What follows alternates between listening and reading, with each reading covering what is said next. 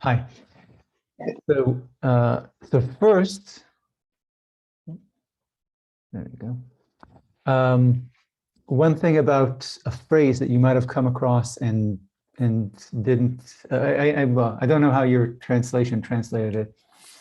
Well, regardless of the translation, it's the cultural context that makes or breaks the translation.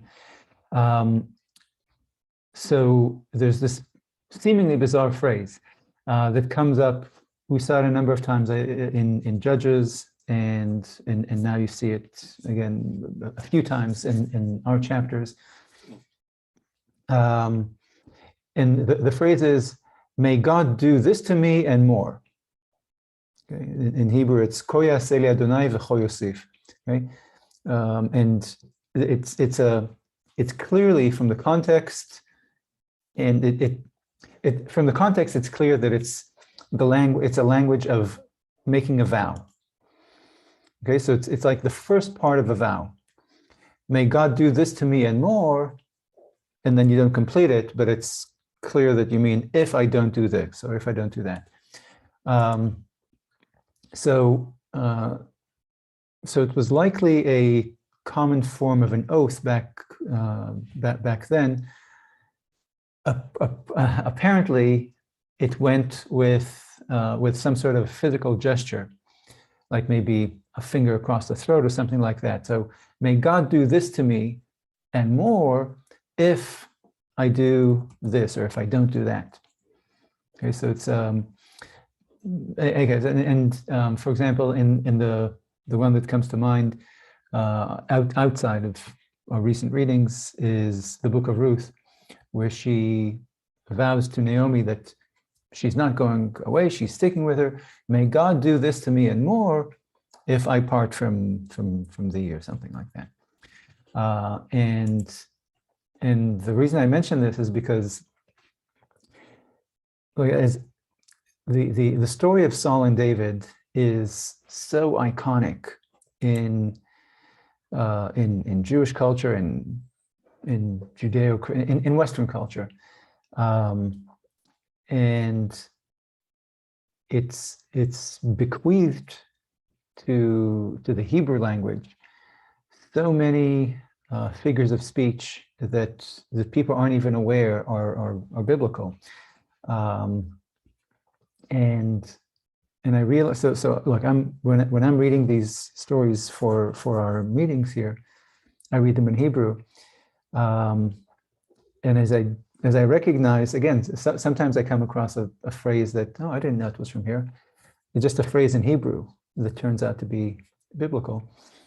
But as I see this, I realize that these phrases have no resonance and often no meaning in English. Okay, so if you take a look at 1 Samuel chapter 10. 1 Samuel chapter 10. There, verse 20. Yeah, verse 22, 23. Okay, so I have, they inquired of the Lord again, has anyone else come here? And the Lord replied, yes, he is hiding among the baggage. So they ran over and brought him from there. Yeah. Okay. So it's Saul's coronation. Okay. There are two sayings that act as adjectives in spoken Hebrew today. There's two sayings here that act as just given adjectives in regular spoken Hebrew today. So when you, for example, so when you want to say shy, you're just talking to Israelis today, you can say the word for shy, or you can say the words hiding amongst the baggage, or hiding amongst the equipment. Okay, and everyone, if you say about Joe Blow, oh, he's hiding amongst the baggage, everyone will understand that you're saying that Joe is shy. Okay, and by the same token, this is in chapter, okay, yeah, we don't need to read it, but in chapter 9, at the very beginning, when we are introduced to Saul, we're told that he is Paul, that he is, okay, now I do need to find it, from the shoulder and above, right? Do you remember that? It'll be chapter 9 at the very beginning. So is the next one. Yeah, verse 2. So it says handsomer than he. He was a head taller.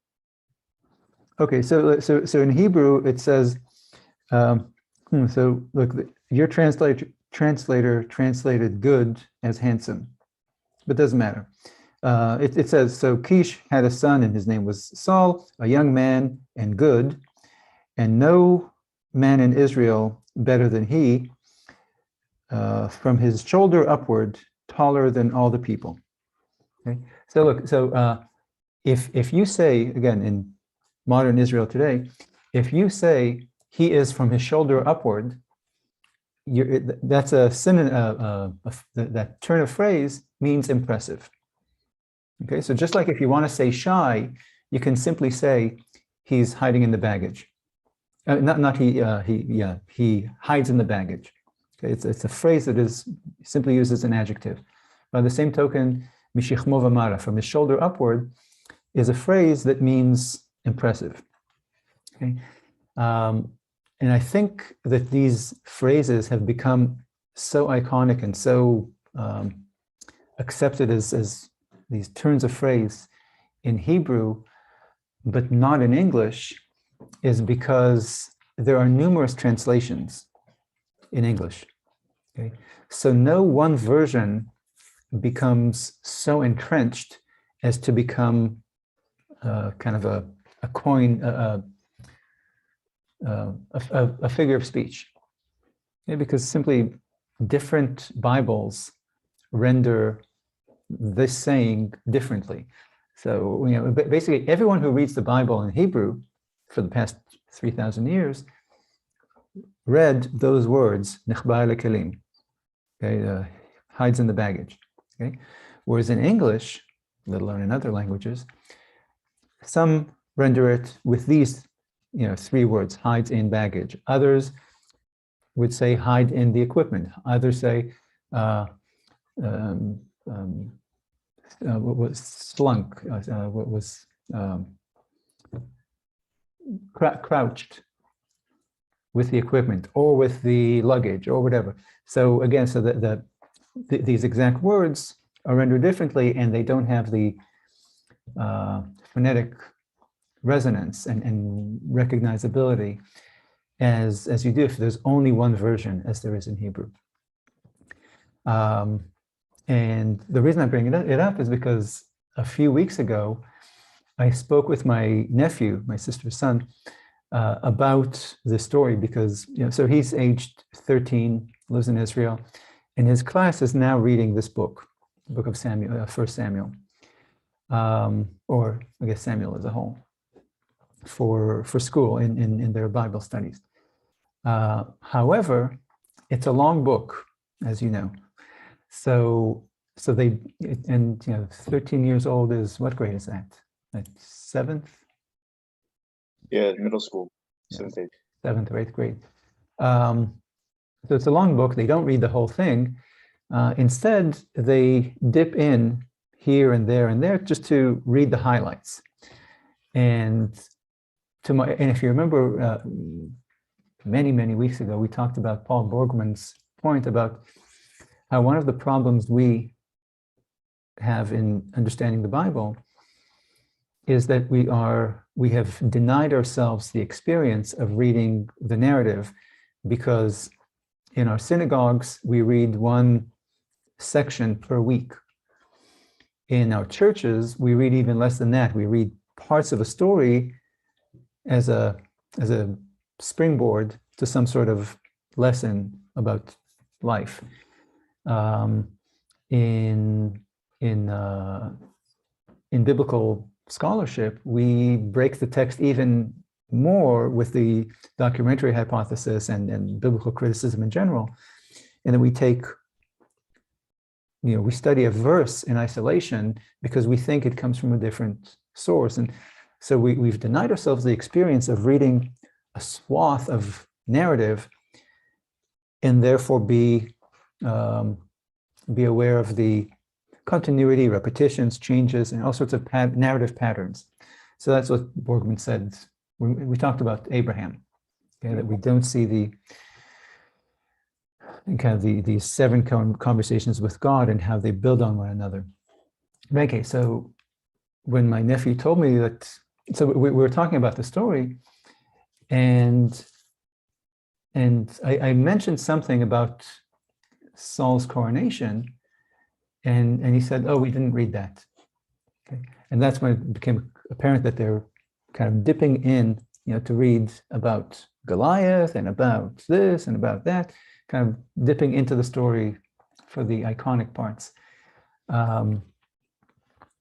and yet, even without reading the story of the coronation, where you get this phrase, hides among the baggage, he will know, again, I don't know if he knows it now at the age of 13, but by the time he's an adult, simply because he lives in Israel in a Hebrew-speaking culture, he will know to use, he will know how to use, and he'll reckon, when somebody says, hides among the baggage, or from his shoulder upward, he will know what those means, and he will be able, and he will use them himself.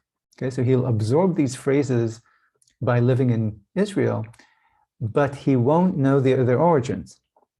Okay, so he won't know that they're from this story, unless it kind of triggers his curiosity and says, what does that mean? And I said, I told you I was horrified to learn that they haven't read about Saul's voyage to find his father's donkeys and about his coronation, meeting Samuel and being coronated there as king of Israel. Because look, you've read the story now. You've read the whole thing from the introduction of Saul as this young man all the way to his death.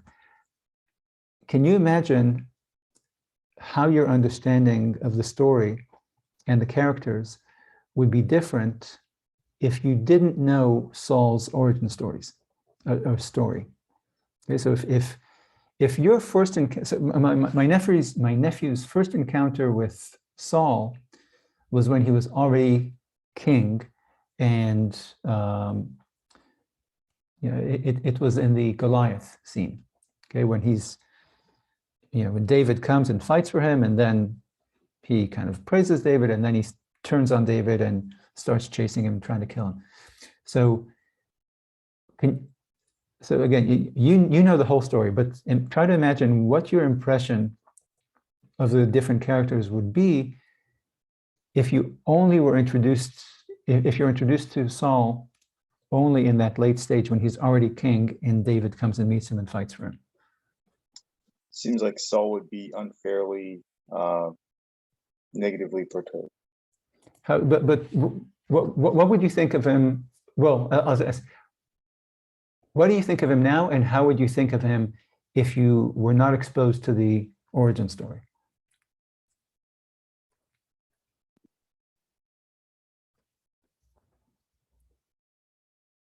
I'm gonna back up let me ask a question real quick. The phrase from the shoulders up, is that understood as Saul as being wise? No. So it's impressive as in military tactics? No, just an impressive. So here, like from shoulders up seems to me to like something heady, something intellectual. Oh, no. It just means that he's a head above. What they mean here is that he's a head above everyone. It's kind of like how if you go to Italy and you go and you walk down the street in Italy, you can spot the Americans and the Germans because they're a head above the entire population. So from the shoulder up, taller than it says here. Yeah. Okay, whatever, I can't find it now, but from the shoulder up, taller than the people. So here it means taller, but Saul is presented as a very impressive man in general. And actually, look, I don't know how it's come to become impressive, although Saul is impressive by all accounts. So in modern Hebrew, it could mean tall, but it just means impressive in general, not just physically impressive, but impressive in that's all. what I'm trying to see if there's a distinction between like physically impressive, like to me, I'm distinguishing between Achilles and Odysseus a little bit. Oh, so what like Achilles' physical attributes are more godlike, and Odysseus's craftiness is more godlike. Yeah. And this might be both. So again, here in the text, it simply means tall. Right. Like, and it says that he's also good, but no one better in your translation, no one handsomer than the rest. But the shoulders upwards simply means tall here. In modern Hebrew, it could mean tall, but I think usually it means excellence. Like excellence in ability or excellence in terms of character. That's usually when somebody says Mishechmo v'mala, it's about his inner traits, not so much like if I described you to somebody else as, oh, David is really Mishechmo v'mala, he would take it as something about your inner qualities rather than imagine you as a tall person. Okay. Even though originally it simply did refer to height. So it would, with that in mind, it would downplay his initial understanding him initially as excellent in that way, I suppose. Whereas later, after with the David story, his excellence is undermined. Right. Look, we never know Saul as a good guy or as somebody who is kind of worthy of the kingship. Again, my nephew's first introduction to Saul is when Saul is king of Israel, and when little David defeats Goliath. Then they skip the chapters where Saul chases David and tries to kill him, they skip to those chapters. So my nephew now knows Saul only as a capricious king and an ungrateful king who takes, who's trying to kill his best and most devoted soldier. Okay, and it's it ignores his initial excellence. Like and there's a whole story of transformation. Okay, the author of the book of Samuel wants us to see. I'm assuming he wants us to see because that's what he shows us. Okay, the author wants us to see that Saul was a uniquely good, humble, and admirable young man. Okay? And again, remember that first introduction. He had, Kish had a son named Saul, a young and good man, none better than him in all of Israel, tall from his shoulders upward above the people.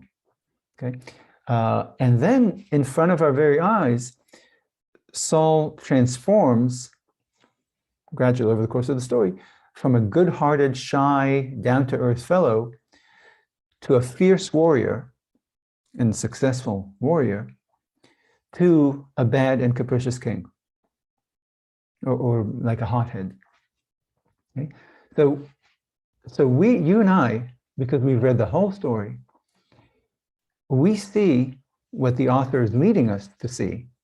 He's guiding us to see this, that Saul becomes a bad king, not because he is himself bad, but because kingly power made him capricious and hardened his heart.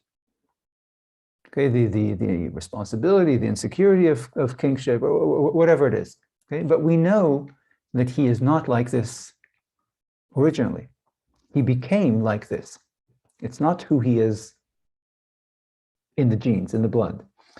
and if you think of it, the whole point of, again, thinking of that famous speech that we talked about last time by Samuel against monarchy, the whole point of the book of Samuel is to deliver to the audience that anti-monarchical speech by Samuel about kingly power, and then to show the audience the endless, excuse me, to show the audience the long register of Israelite kings who lived up to, or who lived down to Samuel's prediction, starting with Saul and David in this book, and then continuing in the next book, in the book of Kings, with virtually all the kings that followed, starting with Solomon.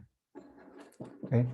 By contrast, think of my nephew, because my nephew's class skipped over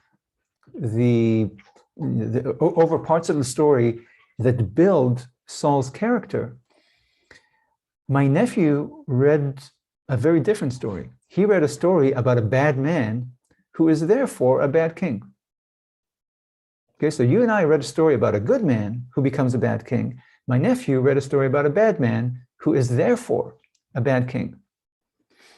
Okay, so his teacher helped my nephew miss the central point of the book of Samuel, and the point of Samuel's scathing speech against monarchy, which I think they also didn't read.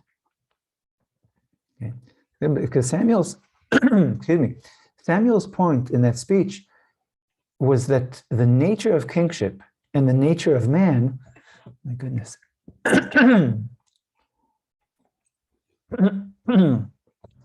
sorry.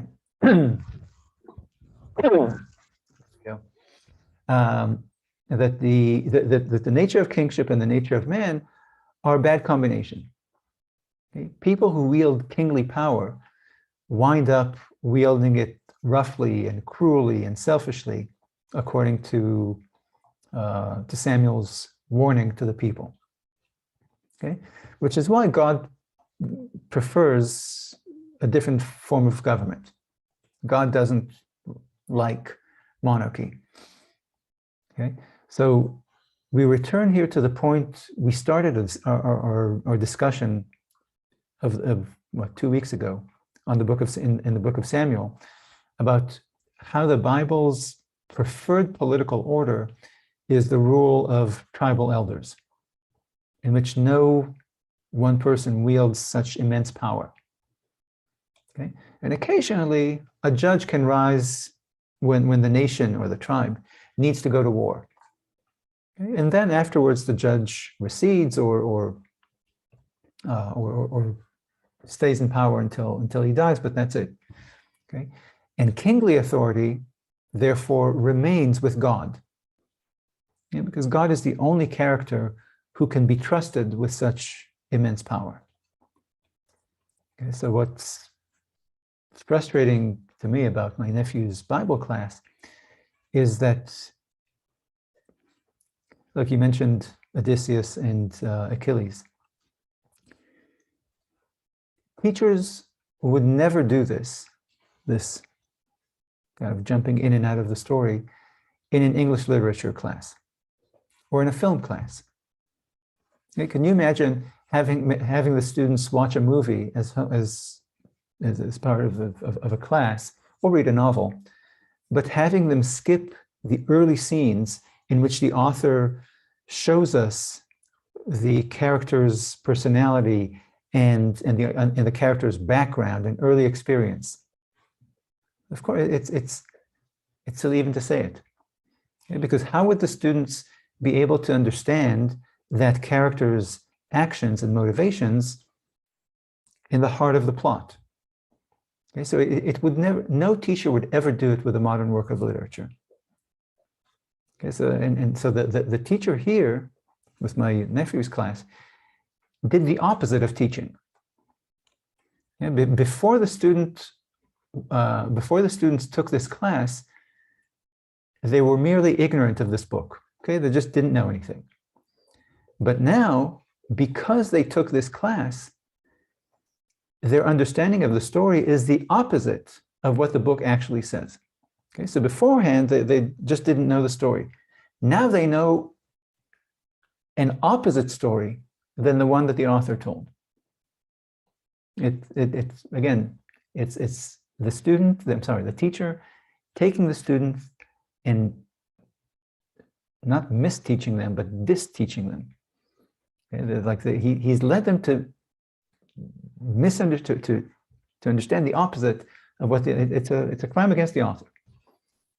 Okay, the students would be more knowledgeable if they never took this class, because at least they would remain merely ignorant.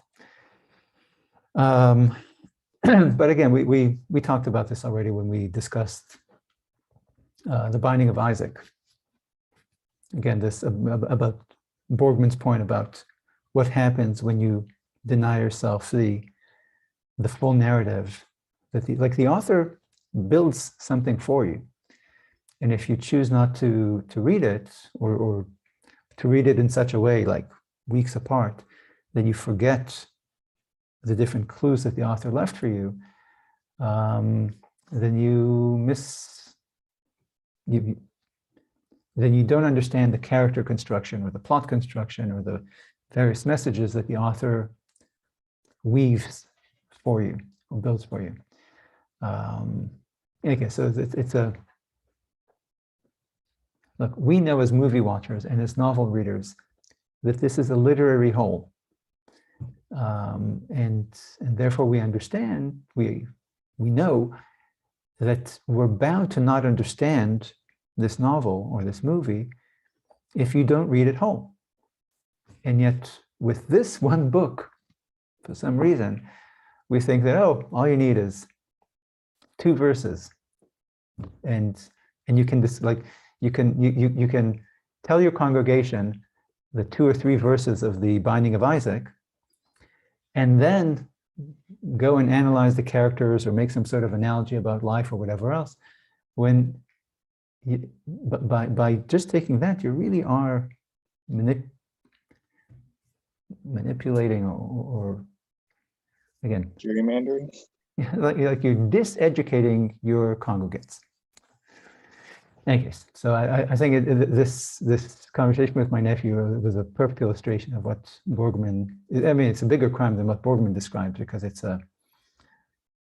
actually, I can't even say it's knowledgeable, but I can't even say it's a knowing disinformation campaign, but anyways, it's you see it in action, and how important, how your and my understanding of this story and its message is bound to be very different than my nephew's. And, you know, he will grow up and think that he's read this story and will take various lessons from it. And you and I, who've also read the story, will take completely different lessons from it. And, yeah, and he'll never find out. Okay, so I ask you to consider 2 questions as you read this long story, this long part of this even longer story. And the questions were, what made God regret picking Saul? Number 1, and number 2, what did David want? You know, what's David's motivation or ambition in the moves that he made during Saul's reign? So let's start with the first question. So what marks Saul as a bad king?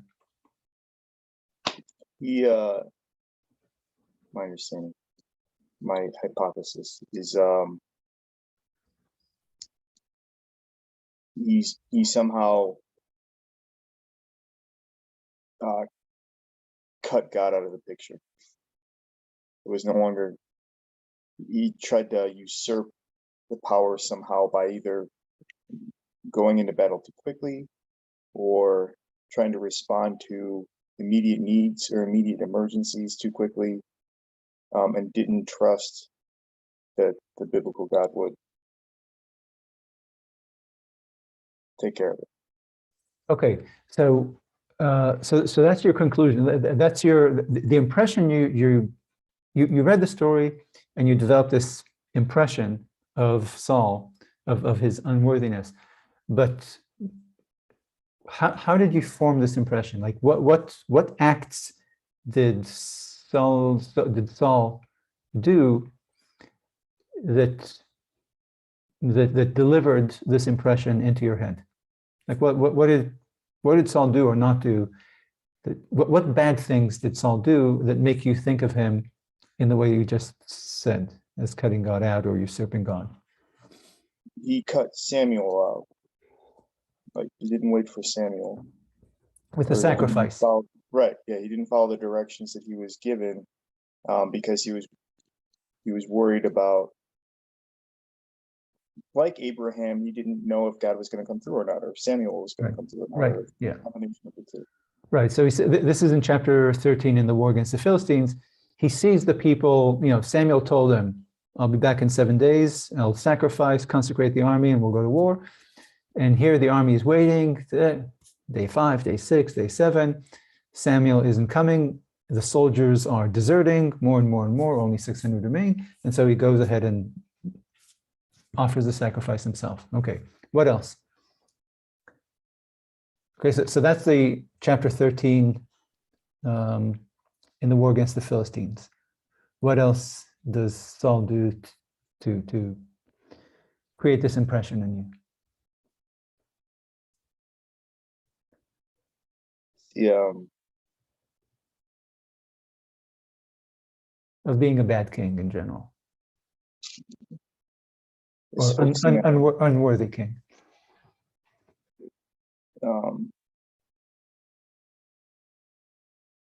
So I guess it would have to be the same thing as Abraham. Like, he doesn't trust that God's going to come through. In which story? What where? Like,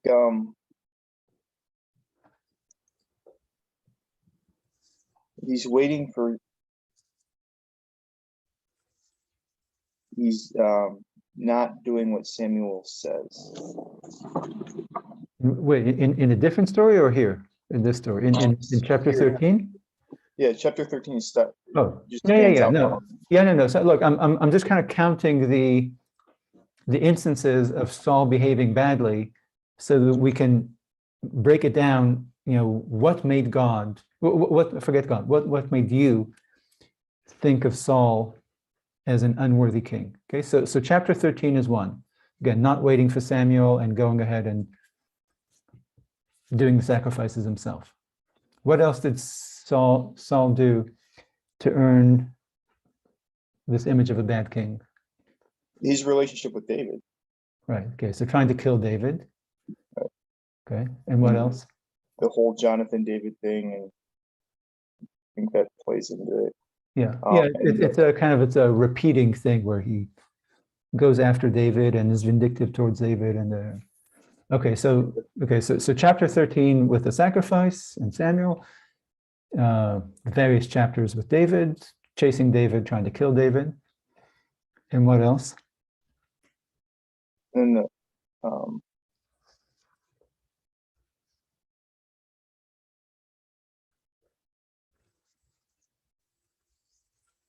like, what I mean, again, it's not like I'm asking you to find me but just you've developed an impression of Saul, and I'm just asking you to kind of try to break down and tell me, because look, you started off when you read the story, you started off thinking of Saul as a good guy. He was described to you as a good guy and was shown to you as a good guy. Like, he's not some sort of megalomaniac. He's shy, he's decent, and then he becomes something else. Okay, so I'm asking you if you can remember what other than chapter 13 and the interactions with David colored your, or kind of changed your, helped you change your impression of Saul into the one that you hold now at the end of the story? Is there anything, I mean, if there is anything else?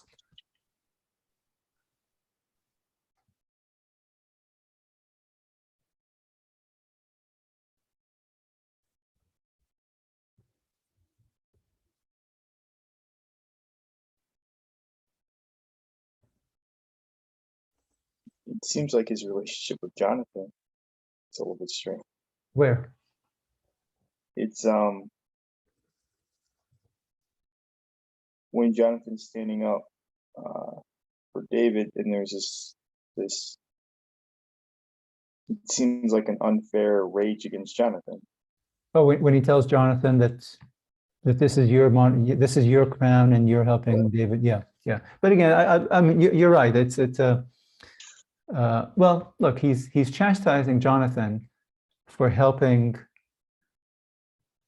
a man who's trying to take the crown from you.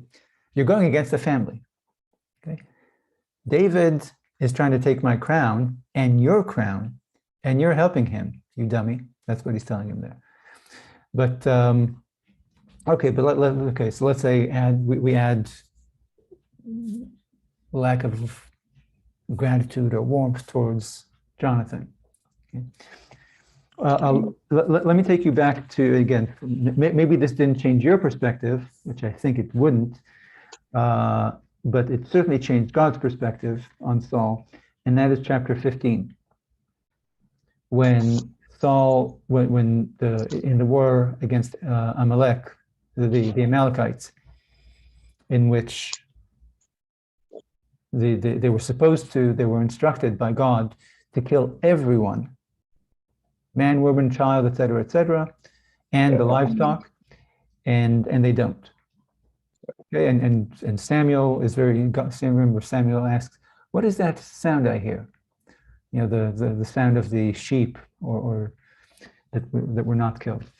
I guess, but I think we've covered it. You know, if you go by the register of acts that that Saul does in the story, and look, I think it's telling that this chapter 15 didn't ruin it for you, because that instruction to kill every man, woman, and child and all the livestock is very cruel to a person like you and me. I mean, for modern readers, secular readers.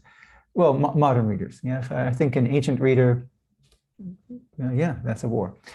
But so when Saul doesn't do it, doesn't kill everyone, you say, okay, he's not a fanatic. You know, so we don't count it against him that he shows some mercy or doesn't show that kind of zeal in killing every baby and sheep in the land. But God is displeased. So these are the bad things that are kind of black marks against Saul in terms of his conduct as king.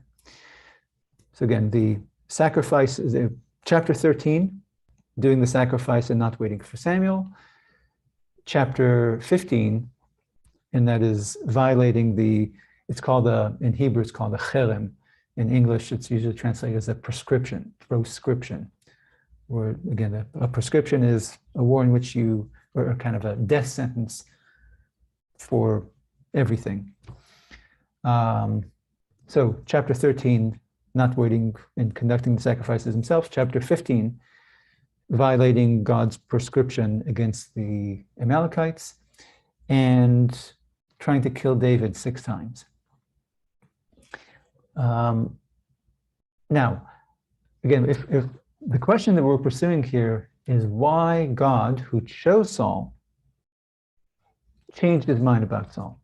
Okay? God chose to elevate this man, and now he says a number of times, I've changed my mind. He's disappointed me. I'm moving to somebody else. Okay, so what did he do? Well, what What did Saul do to lose God's favor?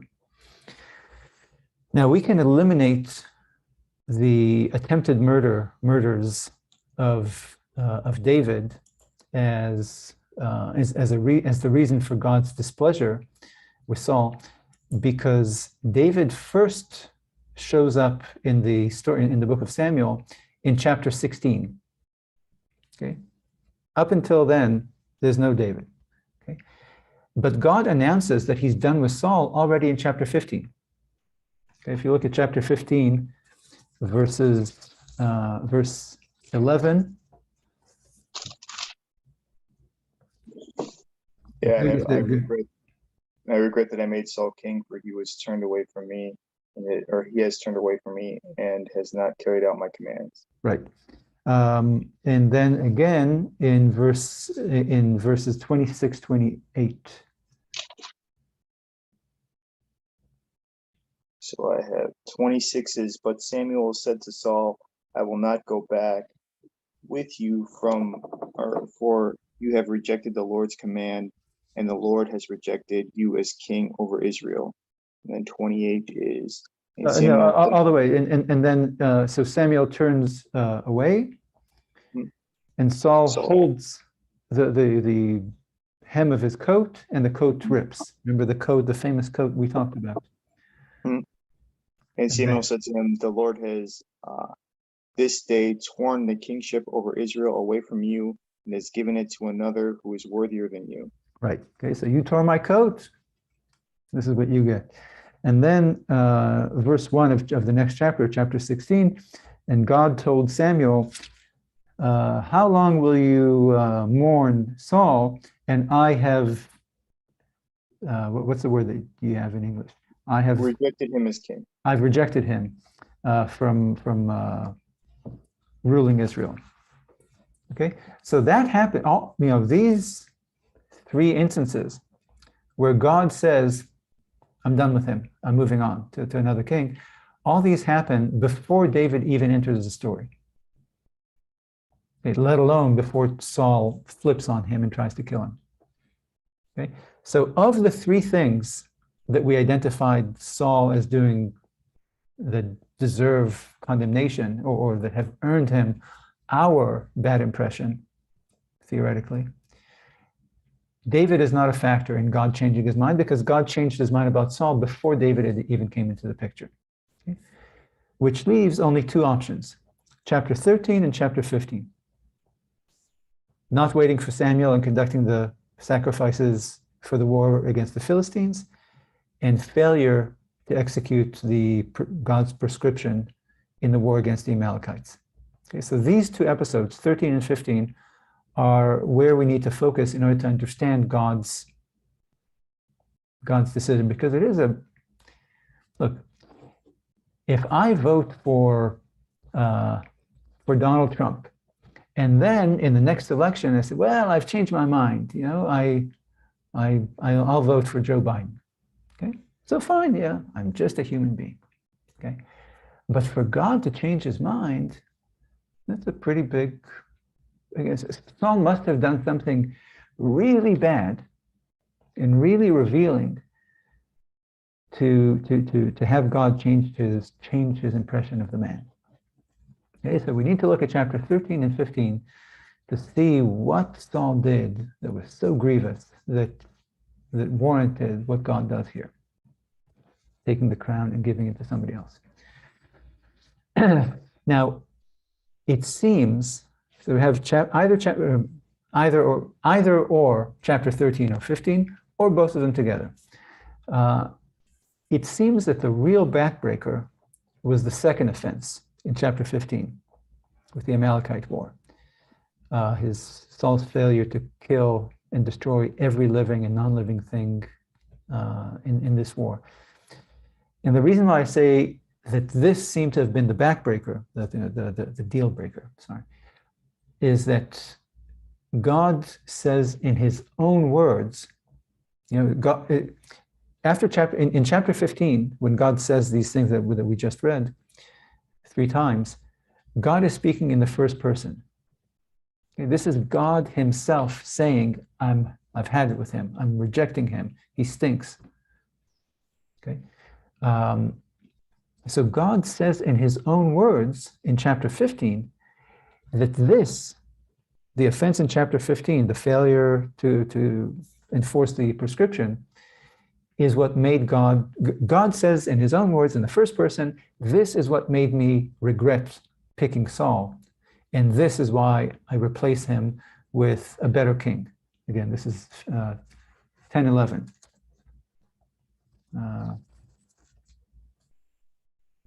Yeah. Okay. And this was God's word to Samuel to say, I've changed my mind for putting Saul to be king, and da da da da. Okay. So God tells us himself in his own words that this is what made him change his mind. And he says it 3 times, as we read just now. By contrast, if you look at chapter 13, when Saul performs those sacrifices instead of waiting for Samuel, it's Samuel.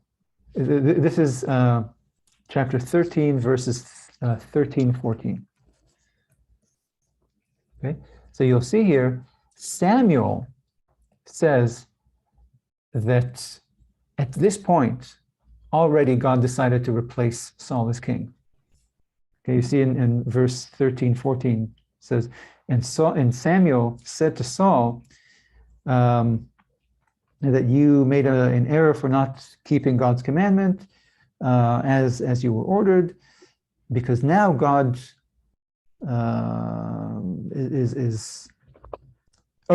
because had you done this, God would have kept your kingdom over Israel forever. But now your kingdom will not last.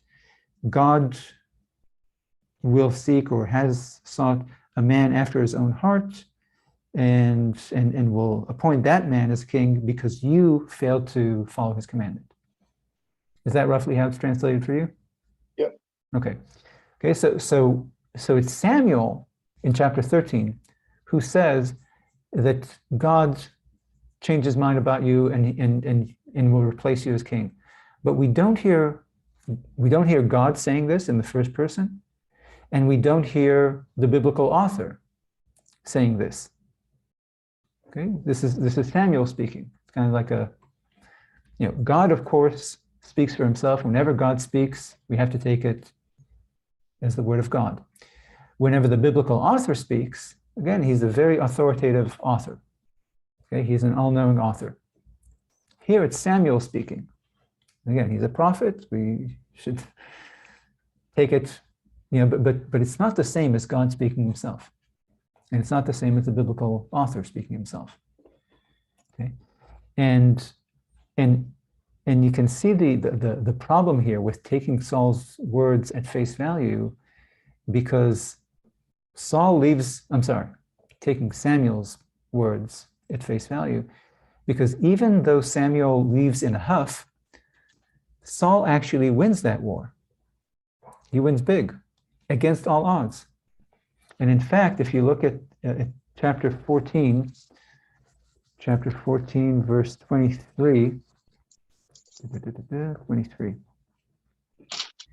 it suggests, it's not definitive, but it says that God had a hand in Saul winning that war. Okay, so maybe it's just a figure of speech, that, like we say, the gods were smiling on us that day. It's just a figure of speech. We don't believe in gods. But so maybe this is just a figure of speech here in verse 23.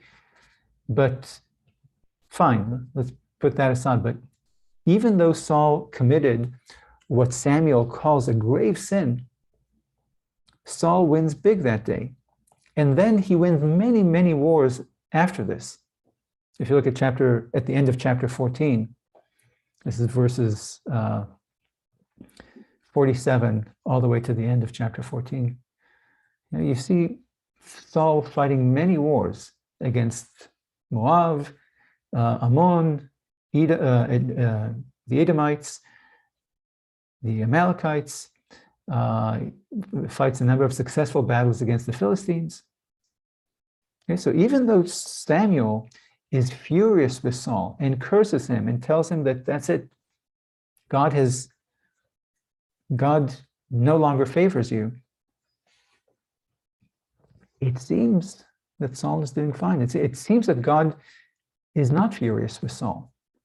In fact, again,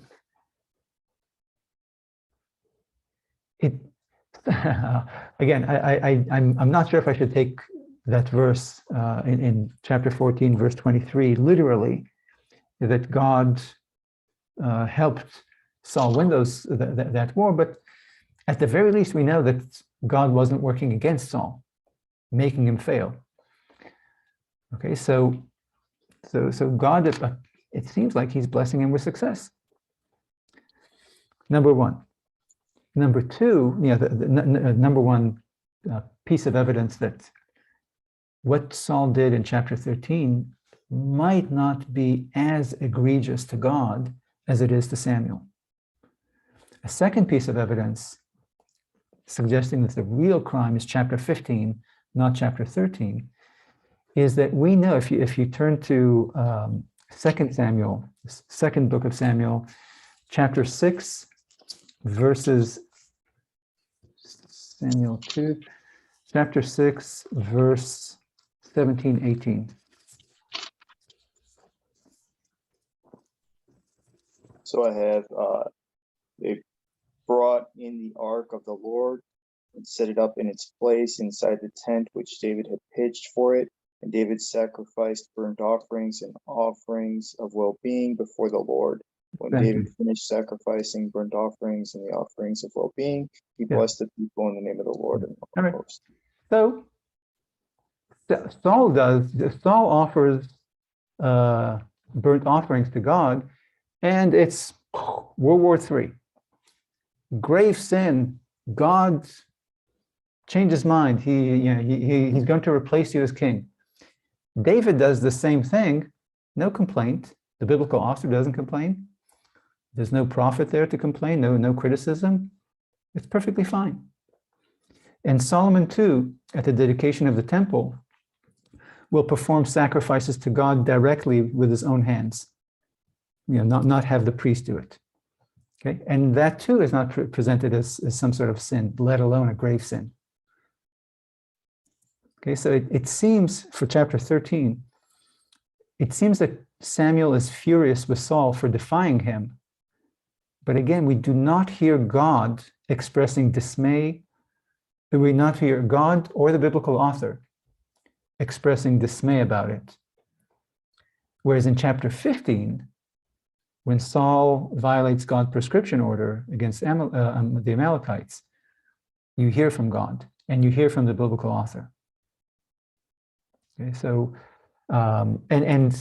so that's evidence number 2 and 3 is the fact that David and Solomon do the same thing and don't get punished or don't get warned or don't get chastised. And a third piece of evidence, fourth, I guess now, that chapter 13 is not the deal breaker for Saul's status with God in God's eyes, is that if you look at Saul's response to the chastisement, you see that Saul also understands that the sacrificing in chapter 13 is not a grave sin, if it's a sin at all. Because actually, let's look at it. Compare Saul's response to Samuel attacking him. So chapter 13, verse 9 through 15. 13, yeah. I have Saul said, "Bring me the burnt offering and sacrifice of well-being."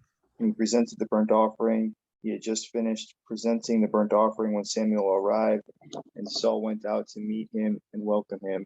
And Samuel said, "What have you done?" Saul replied, "I saw the people leaving me and scattering.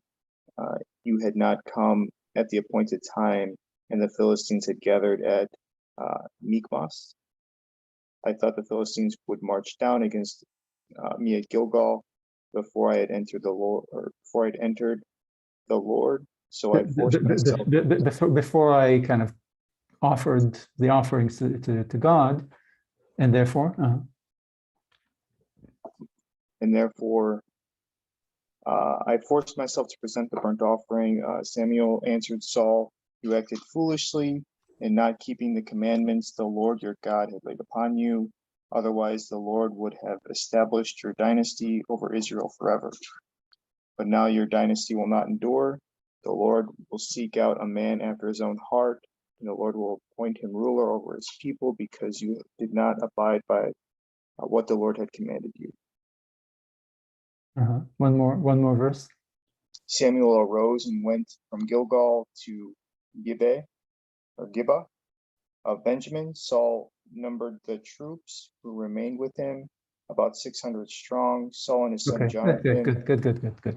Okay, now, so that's the scene, the chastisement and Saul's response in chapter 13. Now take a look at his response in chapter 15. This is verse 24.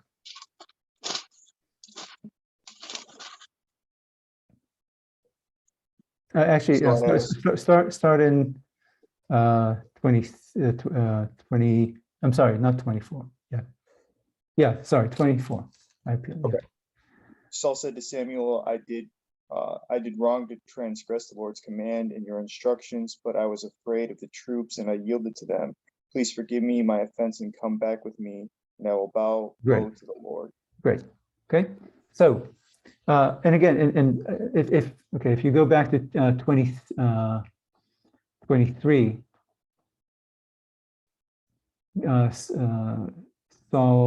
Samuel tells Saul, it's kind of a long section before 23, but basically Samuel tells Saul, God isn't interested in these sacrifices from the Amalekite plunder, and therefore God is rejecting you from being from the monarchy, from the throne. And then Saul says, I committed a sin for violating God, and please come and help me undo my sin and supplicate to God. Okay, so do you see the difference between the two responses, between how Saul responds in these two cases? Yeah, and the second one, he's backed into a corner and kind of bows low. Right. Lower than that. And what did he do in the first one? So in the second one, he says, oh, sorry, I committed a terrible sin. Please come back with me and help me supplicate to God to undo my sin. How about the first one in 13? In the first one, he didn't supplicate himself really at all. He just went on doing what he was doing. He just what? And then he just went on to win, eventually to win more battles. Right. Okay. So Samuel, was it Samuel 13? Here. So Samuel just kind of slams into him. You did this, and you did this, and therefore God is rejecting you, and he's going to pick somebody like follow after his own heart and make him king because of what you did, because you did. And then verse 15, after Samuel really just lets him have it, it says, and Samuel got up and went away, and Saul mustered the men, 600 people, and then it goes on and describes the battle. Okay. Saul does not apologize for what he did. Okay, he goes about his business preparing for this seemingly suicidal battle, even though he's down to only 600 soldiers because of Samuel's tardiness. Okay, so even Saul, we can see that, look, the biblical author doesn't tell us that the offense in chapter 13 is a grave offense. God doesn't tell us that it's a grave offense. The only one who tells us this is Samuel, and we see in other parts of this very book that other kings do exactly what Saul did, and it was fine. Okay, so we've seen a number of pieces of evidence that chapter 13, the offense in chapter 13, doesn't seem to have been what broke God's commitment to, or faith in Saul. And we see that even Saul doesn't think that the offense in chapter 13 is a big deal. He doesn't apologize for it. He doesn't ask forgiveness or anything. Whereas in chapter 15, he acknowledges, this is a terrible thing I've done. Please help me undo it. And by the way, in what we just read in chapter 15, when Samuel catches Saul in his offense. Okay,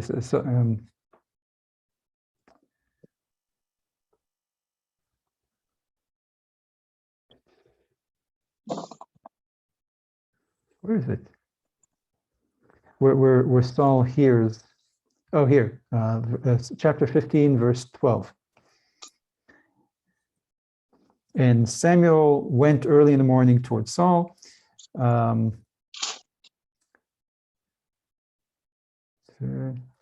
Okay, and Saul arrives, and Saul tells him, God bless you for, oh, no, sorry, Saul tells Samuel that I have done what the Lord commanded. And then Samuel says, what is the sound of the flocks that I hear, and of the sheep that I hear, and the sound of the cattle that I hear? And then Saul says, well, yeah, we brought it from the Amalekites. Okay. And so it's the scene that follows really is that chastisement by Samuel, and what follows after that is really a great scene. I every time I read it, when I just read it last week for a meeting now, saying this would be such great television. Okay, so if just think of dramatizing these verses, the verses specifically 24. From the moment Saul apologizes and asks Samuel to go back and pray to God with him for forgiveness. So 24 to 30 to the end of the chapter, 24 to 35. Okay, so Saul, again, just kind of, if you put this on the screen, Saul apologizes for defying God's command and Samuel's instructions, and asks Samuel to pray to God on his behalf. And Samuel says, no, I will not go back with you, because you rejected God's command, and God has therefore rejected you as king over Israel. And then as Samuel turns to, wait, is this here it's here, right, with the coat? Yeah. Okay, so Samuel turns to leave. So Samuel says, no, I won't go back with you. He turns to leave. Saul reaches and grabs his coat. Again, that famous, the coat his mother made for him. But this act of supplication inadvertently becomes an act of aggression by the accidental tearing. And this furious Samuel then says, God has this day torn the kingdom of kingship over Israel from you, and gave it to a better man. And that's final. Again, this is another kind of famous phrase in Hebrew that doesn't have that resonance in English because of different translations. Verse 29. Okay, so he says, in 28, he says, God has taken the kingdom from you and given it to a better man. And then in 29 he says, and that's final. God does not lie, and God does not change his mind, because God is not human. Netzach Yisrael lo yishaker. Yeah. God does not lie. God will not change his mind, because God is not human. Even though, as an aside, you and I, as readers, know that God does, in fact, change his mind. Okay? God just now told us in his own words that he's changed his mind about making Saul king, but never mind. So Samuel tells Saul, it's over. No point in pleading and praying, and therefore I'm not going to go back with you, because God's not going to change his mind. But Saul, again, persists. He pleads again. And this time, the second time, Samuel acquiesces and agrees to go back and pray with Saul. Now, by the way, before we go on with this great scene, why does he agree to go back? Why does Samuel agree the second time? Second time meaning Pardon? in 13? Chapter 15, verse 24 to 35.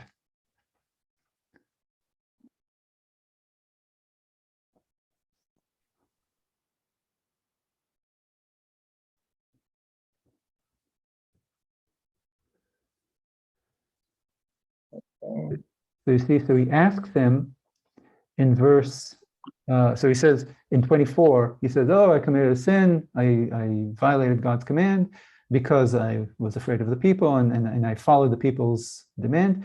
Now, please help me take it back and come back with me and I will supplicate to God. And Samuel says, no. And he turns to go away and everything else.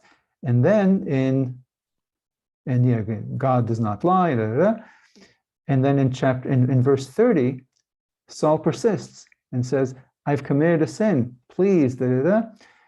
And to this, Samuel is responsive. And in the very next verse, he does go back with Saul and they both supplicate to God. Okay, so why does Saul's second appeal work on Samuel if the first appeal did not work?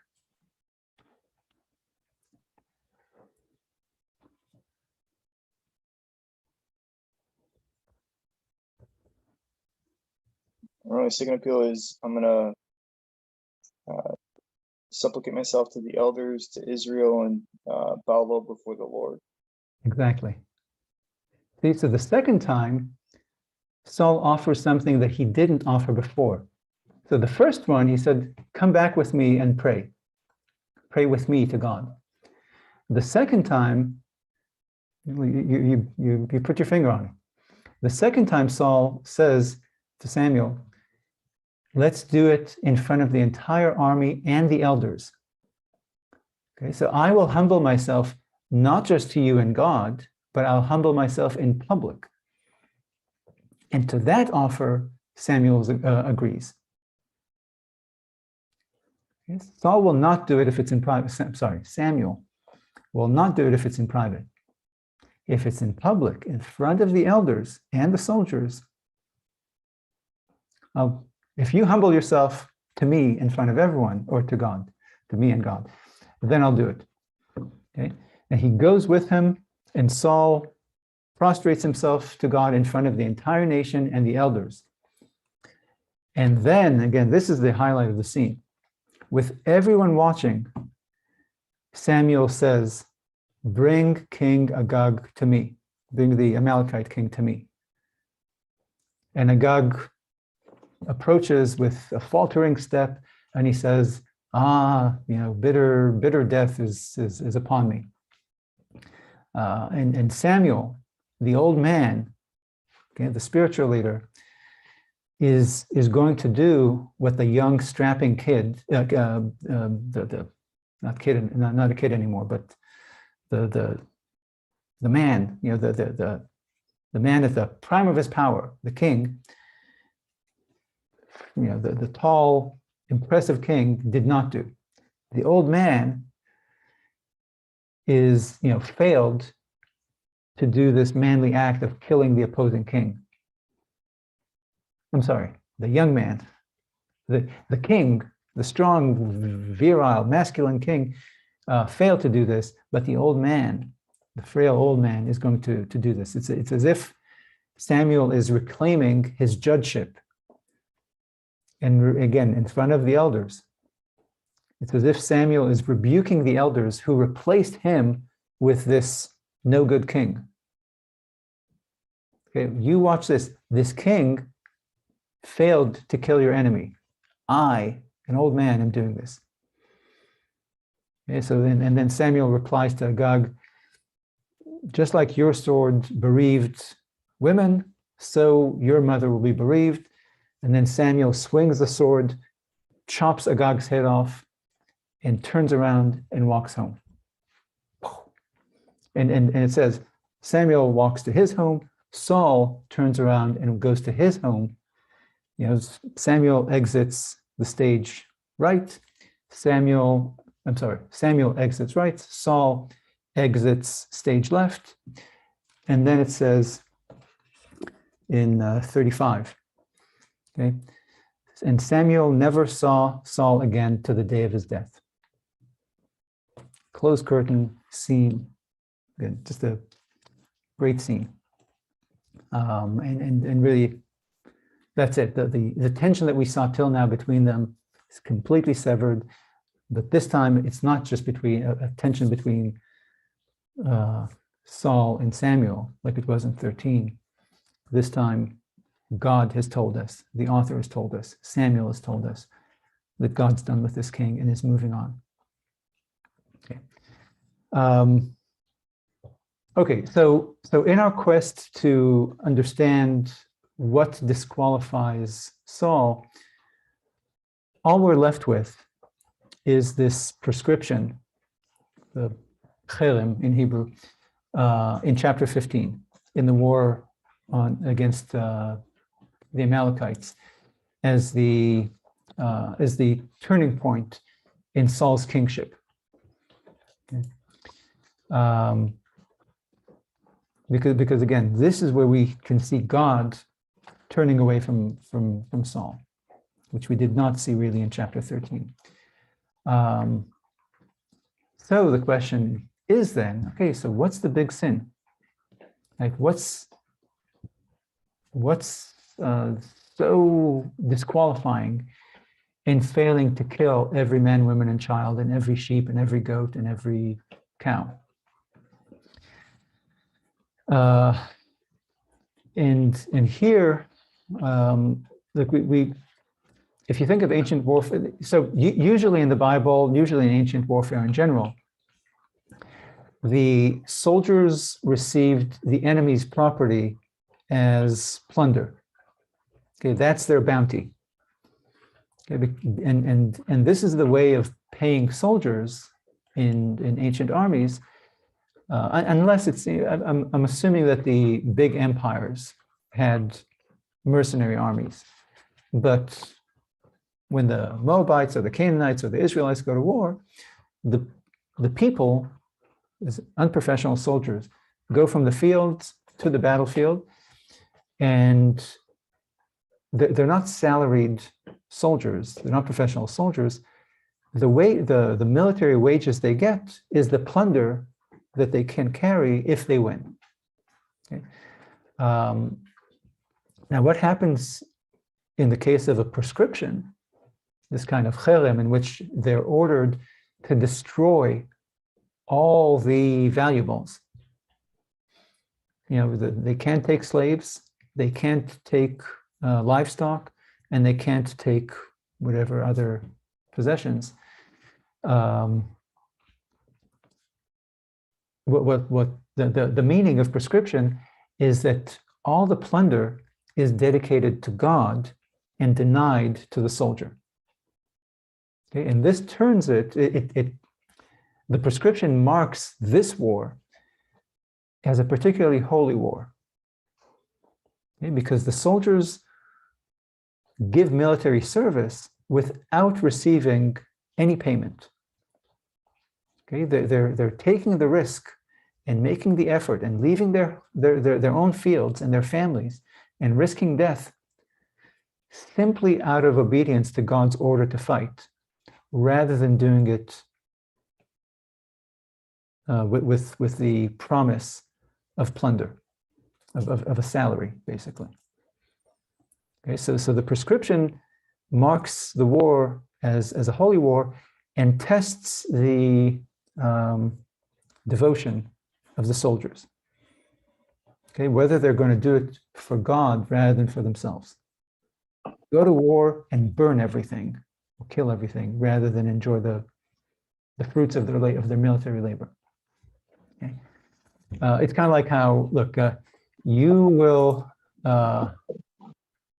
if a stranger asks you to change a tire, you'll say, okay, I'll, my fee is $10 or $20 or whatever else. But if your wife asks you to change a tire,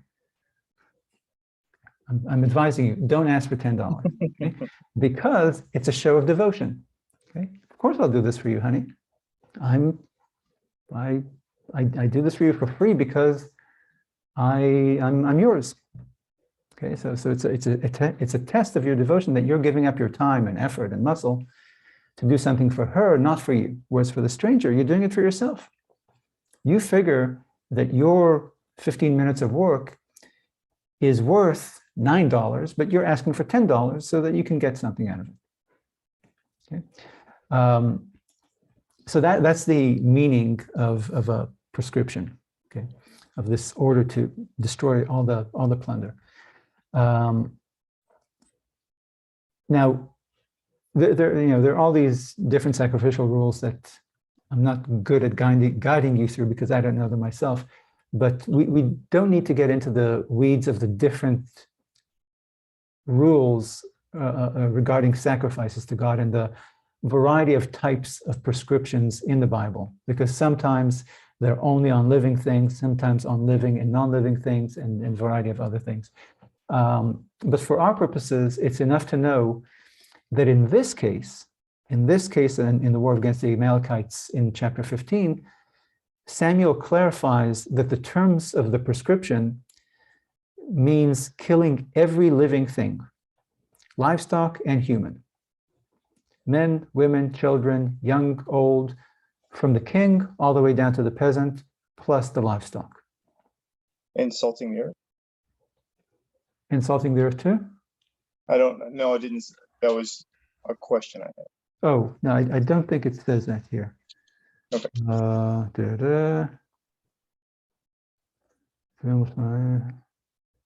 So all the animals, not necessarily the plants. Yeah. Here, it's chapter 15, verse 3. Go and strike Amalek and do this cherem, this prescription, everything that is his, and do not have mercy on him, and kill from man to woman, from baby to toddler, from ox to lamb, from camel to donkey. Okay. So it'd be fair to say though that this isn't this isn't the most extreme form of devastation. Yes, because you could also burn the non-living plunder, the gold, the silver, the furniture, the silks, etc.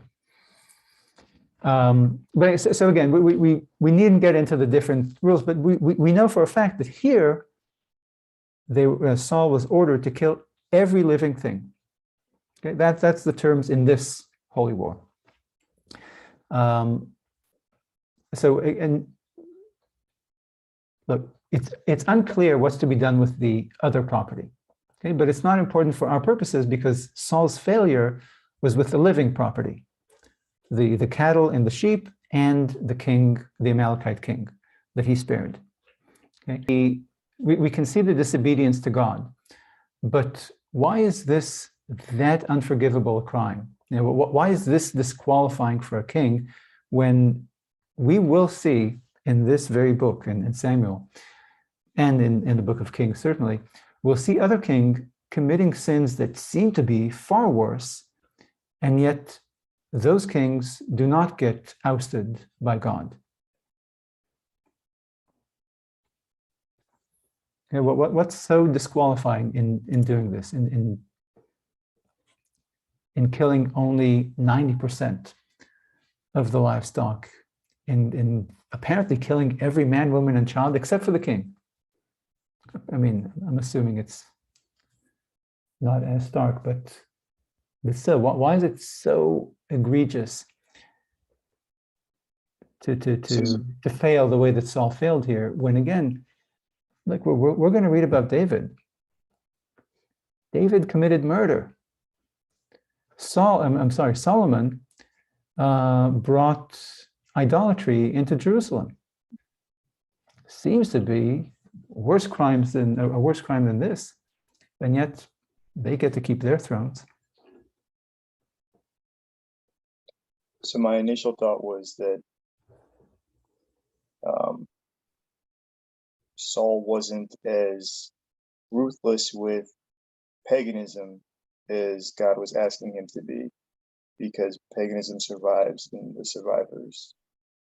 But then your point about Solomon's well taken, that they bring in idolatry. Yes.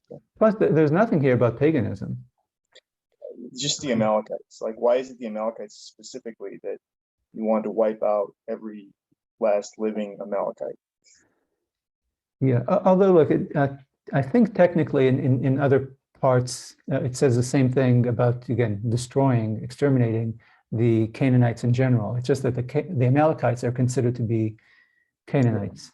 So in Canaanites is from the line, but is it quashing, is it in order to quash the line of Canaan back from Noah? Like if you have the opportunity to do it, you do it. You can't show any mercy.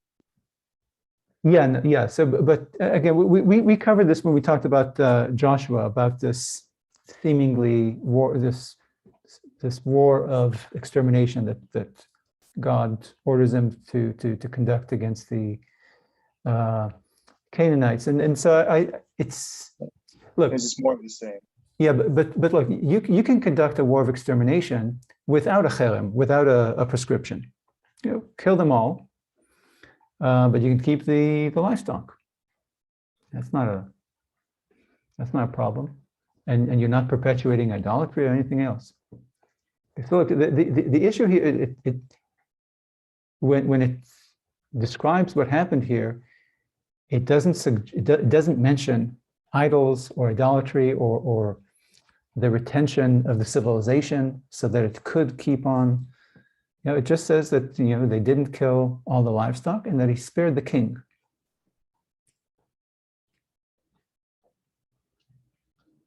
So the other alternative in my mind would be that it was out of greed, because the way he did it was to maximize his pocket or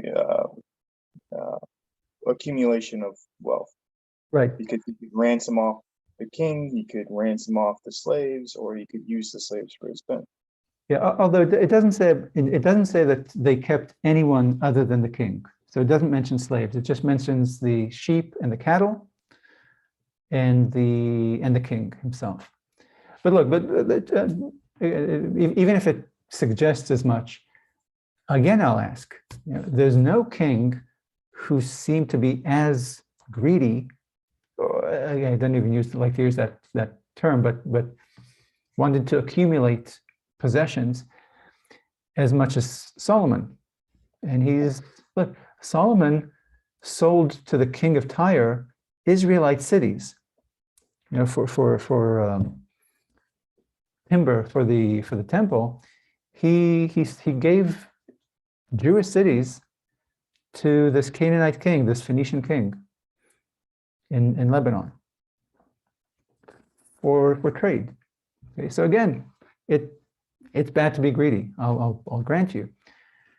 But what he did here, saving some cows,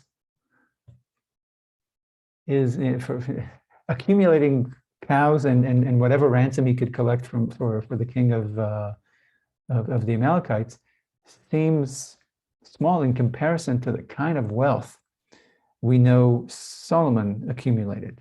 So again, so even if we accept that it's bad to be greedy, other kings did more. But then it'd be disobeying the prescription. It would just be strict obedience. Right. That David wasn't given a prescription, and either was Solomon. Yeah, no, definitely true. Look, we will never know for sure what is so egregious here.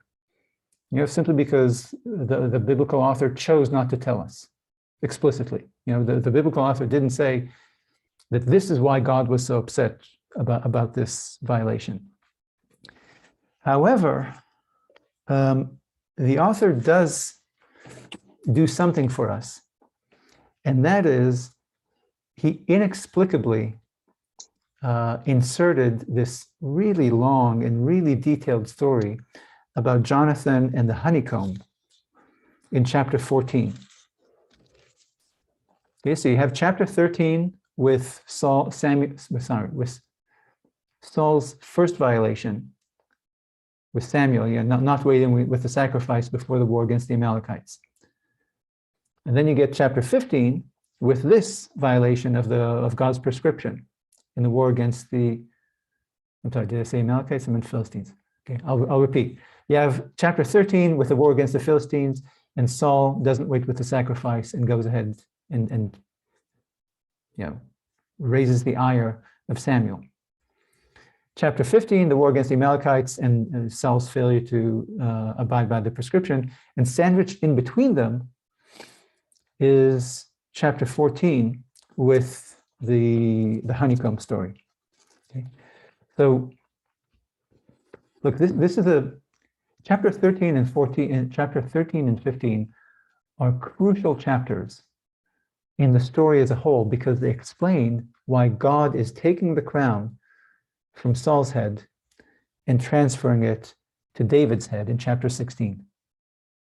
Okay, this is it's kind of a peak of the story. In fact, it's the peak of Saul's story. Not yet the peak of David's story, but certainly the peak of Saul's story. It explains his fall from grace. Okay. And then in between chapter 13 and chapter 15, you have this, again, it's a long and detailed story. It's 20 verses in chapter 14 that just tell all the details with the honeycomb and this and how they found out, and Samuel and Saul said this and and then how it gets resolved. Who cares about this honeycomb? Okay, so given that this is a really important part of the story, again, this is the turning point in Saul's fortunes. Okay, and this is where Saul fails God. Okay, so it behooves us to ask, why is this story here? Why is the author devoting so much time to this honeycomb story? Okay, what does it add dramatically? When you look at the story, again, the hero of the story is Saul. Okay, this story is about Saul and how he loses his kingship or his God's favor. Okay, so what does this story about the honeycomb add to the story of Saul? Actually, forget even the context of him losing his crown, losing God's favor. Just when you read the story of the honeycomb, Jonathan and the honeycomb, what does it reveal to you about Saul? Good things, bad things, neutral things.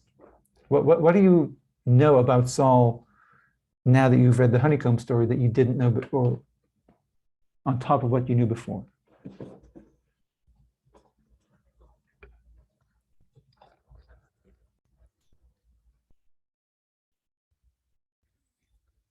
Saul makes decisions that sometimes are not good for the people.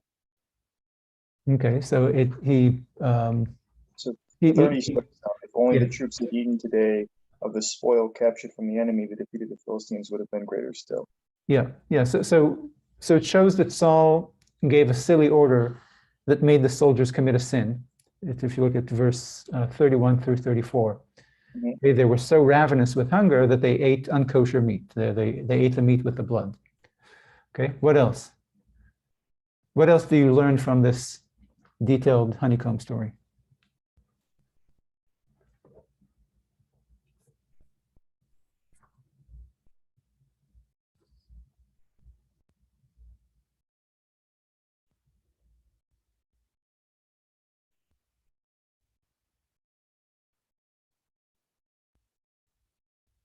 Like, what do you see about the Jonathan and Saul relationship? Jonathan and his father are not on the same page. Right. It shows that Jonathan doesn't respect his father's military judgment. Right. With his prohibition on food in the middle of battle. And the fact that Saul is willing to have Jonathan executed for violating his instruction here with honeycomb might explain why Jonathan won't be particularly loyal to his father later on once David arrives on the scene. Okay, we're going to see Jonathan siding with David against his father. In this instance, this episode in which Saul is willing to kill his son over this military infraction, might explain this. That okay, obviously you're not committed to me, and so it might be a kind of a break in their relationship. But also, look, it shows Saul as a man of honor. Okay, Saul binds himself and his son to the rule that he set. Okay, I said no food until the battle is over, and whoever violated this rule, this command, whoever violated this command, if it's me, if it's a peasant, if it's my son, will face the same punishment. Okay, so we know that Saul wanted Jonathan to rule after him. You described that confrontation over David earlier. Okay, but the rule is the rule, and the fact that Saul doesn't say, "Oh, it's my son," well then I'm going to bend this rule.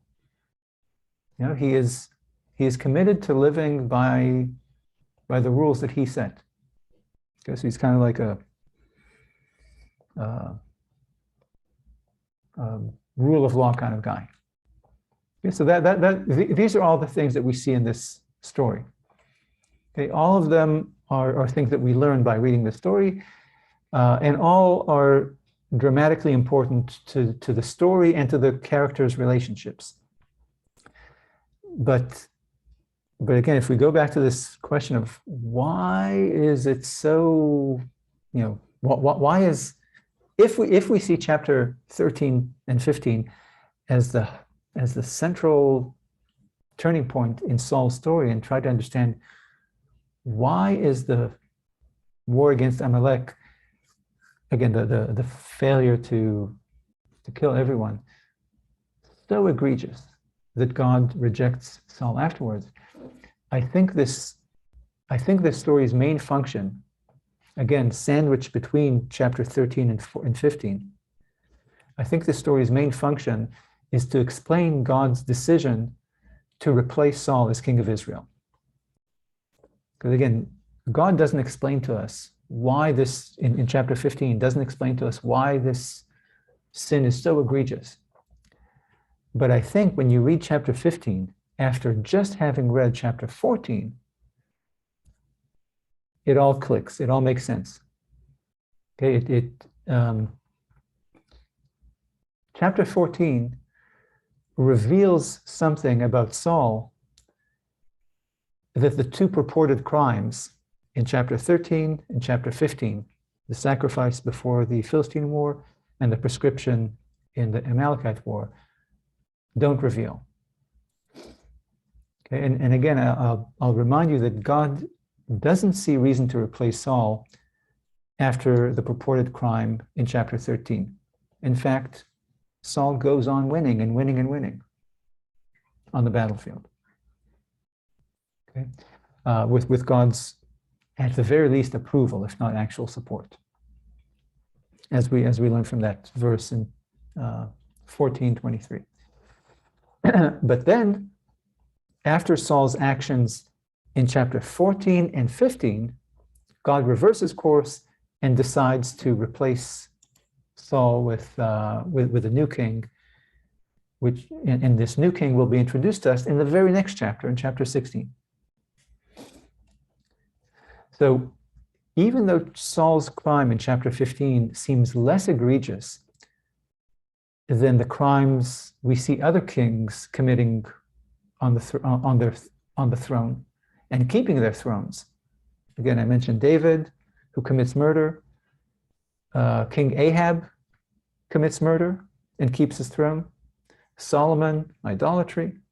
Many other kings also promoted idolatry. Okay. So I think when you read chapter 14, and 15, you can see what God saw in chapter 15 that was so galling. Okay. Now, in chapter 14, of course, Saul doesn't commit any crime. Okay, the worst you can say about what Saul does in chapter 14, in the honeycomb story, is that he gave a counterproductive order as a military commander. That he made a foolish military command. So what we need to do is find what happened in 14 and 15 together to make God change his mind about Saul's character, about Saul's worthiness to be king. Okay, so I want us to kind of direct our attention to how chapter 14 illuminates the sin in chapter 15. Okay, what does the honeycomb story reveal to God about Saul? Or again, forgetting God, what does the honeycomb story in 14, in conjunction or in contrast with the prescription story in chapter 15, reveal to you, the reader, about Saul? He holds the people under him, including his son, to strict obedience, or to strict standards. Okay, but how is that? How does that relate to chapter 15? That he doesn't in turn abide to God by those same strict standards. He doesn't. He expects everyone to fall in line and do what he says, but he doesn't do what is told, what he's told to do by biblical God. Well, but look, again, if we take Saul at his word in chapter 15, the people are the ones who violated they're the ones who didn't kill the sheep and the whatever. He simply acquiesced to their actions. But you're right that he didn't hold them. Saul, in chapter 14, we see Saul will not stand for his own order to be violated with the honeycomb, with the eating. Okay? Saul is unforgiving against those who violated the fast that he imposed. So much so that he's willing to execute his own son. And the hero, Jonathan was the hero who turned this war from a terrible defeat to a stunning victory. Okay, so Saul is, what's the saying in English? In Hebrew, there's a saying, Yikova dina tahal. The law will split the mountain. Okay, the law is the law, and that's it. Okay, my word, I ordered a fast, and anyone who violated the fast will suffer the grave consequences, death. Okay, yet when it comes to enforcing God's command, we see that Saul was actually quite forgiving in chapter 15. The soldiers who violated God's command did not meet this kind of strict discipline from Saul, from the king. Okay? And not only does Saul look the other way in chapter 15 when soldiers failed to kill all the livestock, he even follows and joins the soldiers in violating God's order. Okay, so we see that the soldiers don't kill what they prize most, the best livestock. They don't want to kill them, they want to take them for themselves. By the same token, Saul doesn't kill what he prizes most, and that is his counterpart, Agag, the king. Okay, so you're right in observing that Saul is very strict in chapter 14 and loosey-goosey in chapter 15, but it's as an enforcer. Not that he doesn't obey God. I mean, he also doesn't obey, but as a ruler, he enforces his own order to the T, but is pretty loose as an enforcer of God's order in chapter 15. Okay, now, so So, okay, you can ask, so what? Well, why is this a disqualifier? Now, some have argued that the problem with Saul, beyond a violation of God's command here in chapter 15, usually the explanation for why Saul is deemed unfit to rule is because he's weak, because he wants to please everyone. Okay, and they're referring to what he says to Samuel here.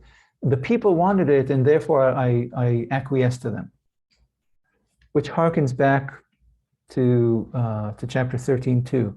I wanted to please the people. I followed the people. Okay, and so the standard explanation for why God disqualifies Saul is that Saul shows himself to have this fatal character flaw. Okay, he's unfit for kingship. It's not that he committed a religious crime, a religious violation. I mean, even though he did, but again, other people did that too, other kings. Okay, it's the fact that he has a character flaw that makes him a dangerous king, a king who follows rather than leads, a king who is afraid of his people rather than a king who rules his people. Okay, so the arguments of many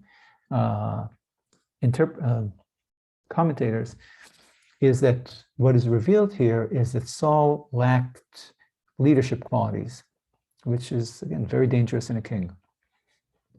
And what these commentators, one of the things that these commentators are relying on, one is chapter 15.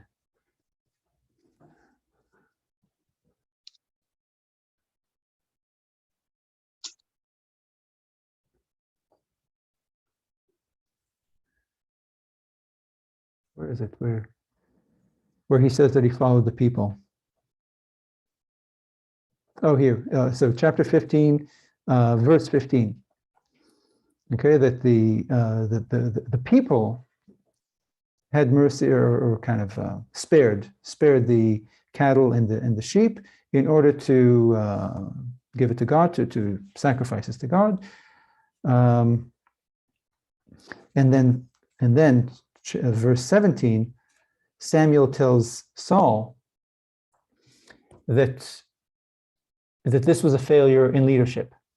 Again, if you see, I don't know how yours translates it, but the way the Hebrew has it is Samuel chastising Saul, saying, even if you seem like a regular Joe in your own eyes, God appointed you as king of Israel, king of the tribes of Israel.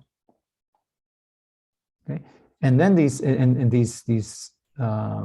critics of Saul's, these commentators who see Saul's failure as a failure of character, failure of leadership, point to verses, again, 15, what I just read to you earlier about how the people did it, and verse 21. Okay, the people did it. In verse 24, they say, I committed a sin and violated God's command because I feared the people and I listened to their demands. Okay, so you see, so the people did this. I feared the people. I did as the people said.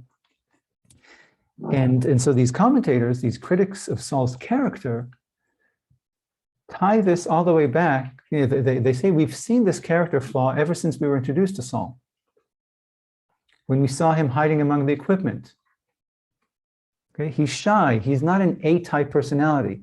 He's not ready for prime time. He's not ready for leadership. Okay, and in fact, actually go back to that coronation chapter 9. At the very end of the chapter, when he goes home, chapter 9.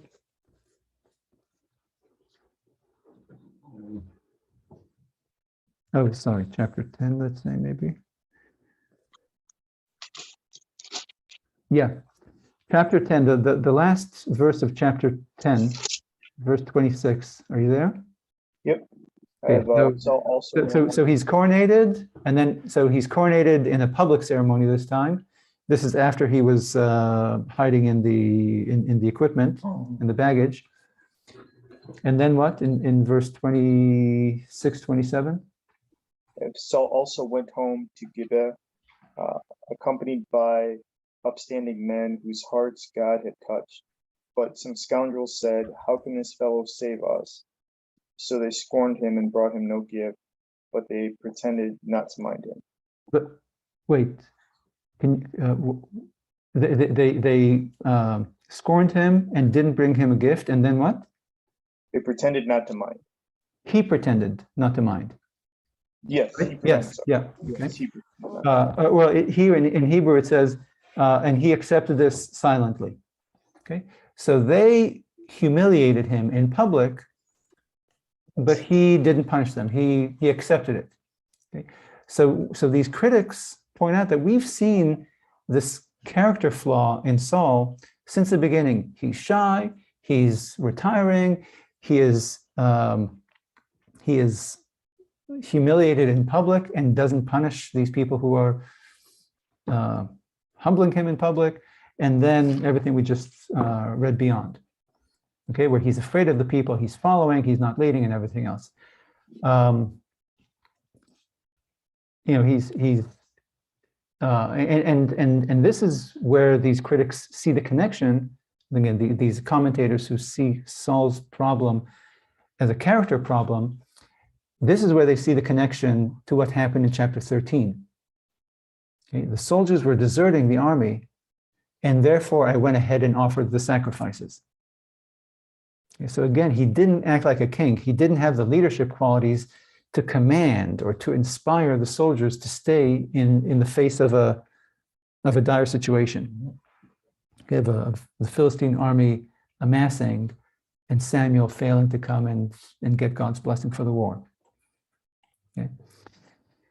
So that's an explanation you'll most often hear about why Saul failed as king.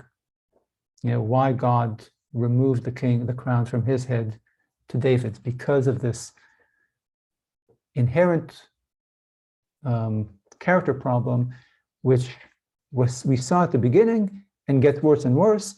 And here, we saw it in chapter 13, and here we see it again in chapter 15.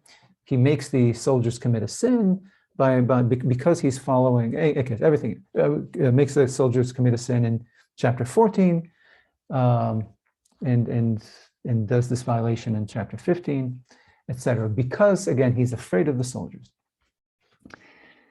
To me, as a textual guy, as a person who follows the text, it's called in Hebrew the pshat, this kind of the simple reading or the plain reading of the text, I see two problems with this widely accepted explanation about Saul's character flaw, convincing God to oust Saul. Okay, so the first one is a bit impressionistic, okay? But the second one really is a crucial one, a textual one. So the first, the looser one is that, look, we've already seen evidence that Saul was ready for prime time. Okay, we saw Saul leading the nation very effectively and confidently and forcefully. And we saw it right after his coronation. Okay, in chapter 11, in his first war against the Ammonites, he calls the people to join him. If you remember, actually, let's just go there. In chapter 11, the very beginning,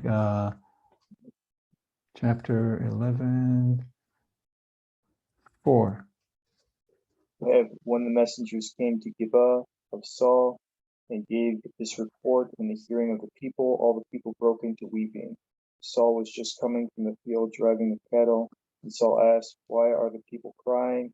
and they told him about the situation of the men in Jabesh. When he heard these This is things, about the Ammonite attack on them. when he heard these things, the Spirit of God gripped Saul, and his anger blazed up.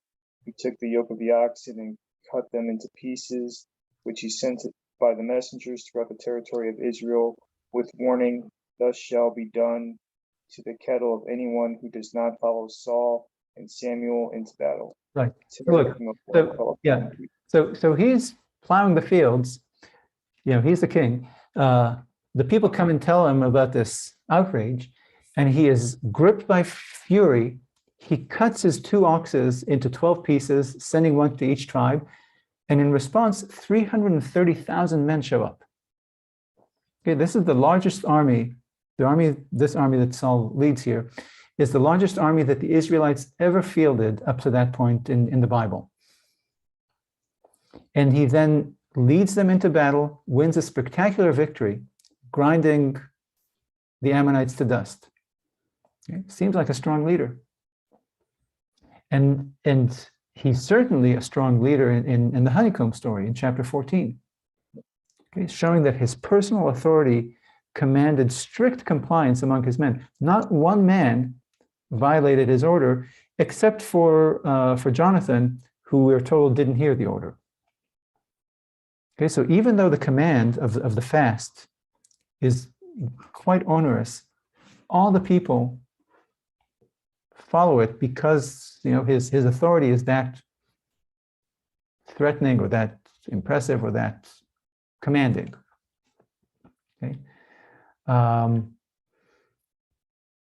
but even if so in fact we do see evidence that regardless of how Saul was early in his life, shy, retiring, hiding among the equipment, as king, we see him as pretty forceful and effective.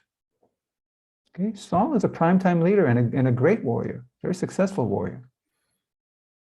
Okay, but even if I give it to you, give these critics this charge about the character flaw, that he's weak vis-a-vis the people, that he's following the men rather than leading the men. The text, there's a real textual counter to this idea that God is dismissing Saul because of a character flaw. Like, do you see in chapter 15 what the problem in the text is for this explanation?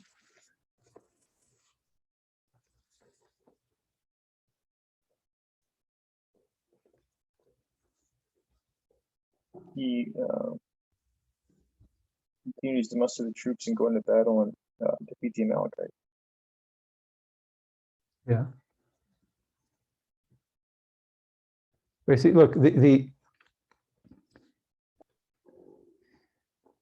so where do you see God saying, "Okay, I'm done with this guy"? In 11, I regret that I made Saul king. Right. He was turned away from me. Exactly. Okay. So it tells us the early part of the chapter tells us about the battle and about the fact that the prescription is violated, and Saul spares the king, and the people spare some of the cattle and sheep, and then immediately God speaks to Samuel and says, "I'm rejecting this guy. I don't want him as king anymore." Okay, Saul's explanations about how the men did this. I didn't do it, the men did this. And later on he says, okay, the men demanded this and I was afraid of them and therefore I followed the men. That happens later in verse 15 and 17 and 21 and 24. But God already rejected him in verse 10 or 11, whatever it is. Okay? God decided already, God decided that he didn't want this guy before Saul offered his explanations, before Saul said, I was afraid of the people or I followed the people. God decided in verse 10, as soon as he saw the army not killing the livestock and the Amalekite king, which indicates to us, again, as we read, the text says so, that it's not the fact that Saul expressed fear of the people or deference to the people's will that made God sick of him. Okay, it's not deficient leadership qualities that disqualified Saul, were the disqualifying factor for God. But really, it is the fact that Saul did not enforce God's command on the people. It really is the religious violation. It's not a character flaw. It's the fact that you were told to do this and you didn't do this. Okay, and so it brings us back to if it's not a character flaw, if it really is the violation, if it really is the crime of not enacting the prescription as ordered, then it brings us back to the question of why this religious violation is disqualifying when we see murder is not disqualifying. Not for David, not for Ahab. Idolatry is not disqualifying for Solomon and for others. So, again, so why is Saul's crime so disqualifying here in chapter 15? Again, if you connect it to what happened in chapter 14. Again, which again, I think the author is telling us, look, he's telling us about sin number 1 in chapter 13, then inserts the story in chapter 14 and tells us in great detail about this honeycomb. Like, who cares? We're in the midst of Saul losing his crown in the eyes of God. And then we're given chapter 15. The author is asking us to look at chapter 15 through the lens of chapter 14. Okay, so why is Saul's conduct in 15 so disqualifying in light of chapter 14 for God? It would seem when Saul prescribed something, he expects strict obedience. And when God prescribes something to Saul, even though he blames it on the people, he doesn't go out of his way, and he begs him to join the people and not strictly obeying. Right. Yeah, he's not strict. Okay, my sense is that this is not what you see in chapter 15. It's a religious crime, of course, against God. God told you to do X and you did Y. Fine. But again, other kings defied God too. Okay, what you see, what God saw here in chapter 15, or in chapter 14 and then 15, God saw Saul enforcing his own rule to the hilt with the honeycomb, with Jonathan, even to his own son. He would kill his own son to make his word stand. And then the very next chapter, we see the same king enforcing God's rule, God's order, only loosely. Okay, so Saul, with his actions in chapter 14 and 15 combined, indicated that he was not at all a weak leader. Okay, he was no longer that shy and humble young man who hid among the equipment. Okay, he grew into the role of king and wielded authority quite strongly. Okay, but his actions, and again, we see this in chapter 14. His authority was strong. Not one soldier violated the fast order. And in any case, I don't need to go on. But so his actions in 14 and 15 indicated that Saul now saw himself, rather than God, as the real king of Israel. And of course, Saul would never say that. He probably never even thought so consciously. But his actions in 15, in light of his actions in 14, indicate this kind of, indicated that Saul subconsciously understood his own authority as superior to God's authority. What I say, I will enforce to the hilt. What God says, slightly to the right, slightly to the left, I can live with some violations. But my word, not an inch to the right or left. The king's rule, again, the Yikov Adin et Hahal, will split the mountain. Okay, so look, God, going back to the establishment of the monarchy, the reluctant establishment of the monarchy, both in the book of Samuel and in the book of Deuteronomy, when God explains, if you want to be like the nations and make a king, then all these restrictions will apply to the king. The king won't be able to do this, this, or this. So God has indicated that he is willing to relinquish the monarchy over Israel to a submissive human king, but not to a usurper.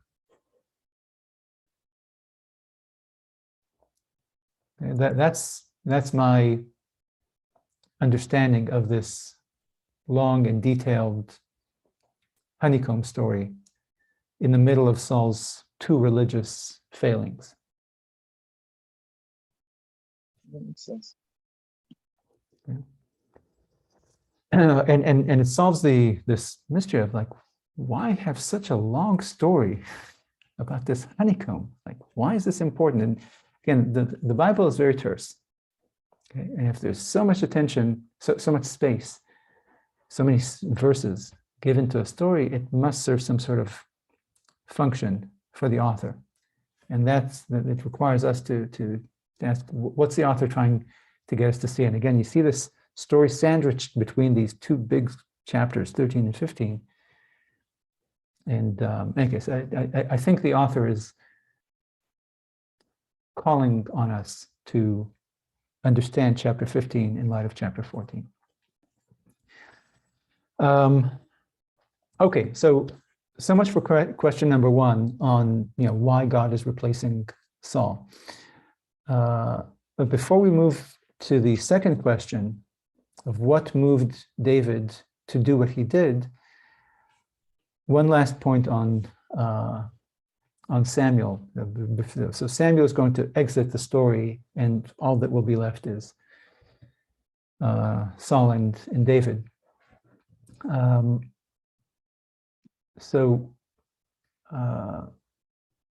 When you think of Samuel, again, just overall impression, I'm not asking for kind of evidence, but do you see Samuel as a supporter of Saul, or was he an enemy to Saul, trying to trip him up and make him fail? No, I saw him as a supporter. Why? Like he seemed to be reluctant and grieved the fact that Saul didn't work out. Right. If you look at, no, I'm not necessarily supporting the conclusion, but if you look at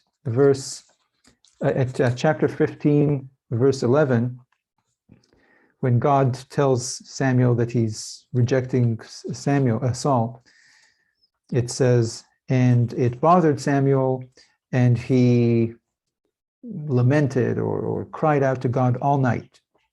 Okay, this is 15:11. And then at the end of the chapter, 15:35 and 16. So the two verses at the end of 15, at the beginning of 16, it says, and Samuel, so this is after Samuel and Saul part, at the end of 15, and he didn't see him till the day of his death, and Samuel mourned Saul and the fact that God, that he mourned, and then they didn't see each other, and Samuel mourned Saul, the fact that Saul was kind of deemed to God took his favor away from him. And then in chapter 16, first verse, God says to Samuel, how long will you mourn Saul? And I have rejected him from ruling Israel. Go and crown another king. Okay, so we're told explicitly that Samuel lamented it and cried out to God over it and thought it was a bad thing that Saul was kicked out of the monarchy, that God was rejecting Saul. And yet, even though we're told it twice here, that Samuel was saddened by it and mourned over it, we never see it really. Not once. We never see Samuel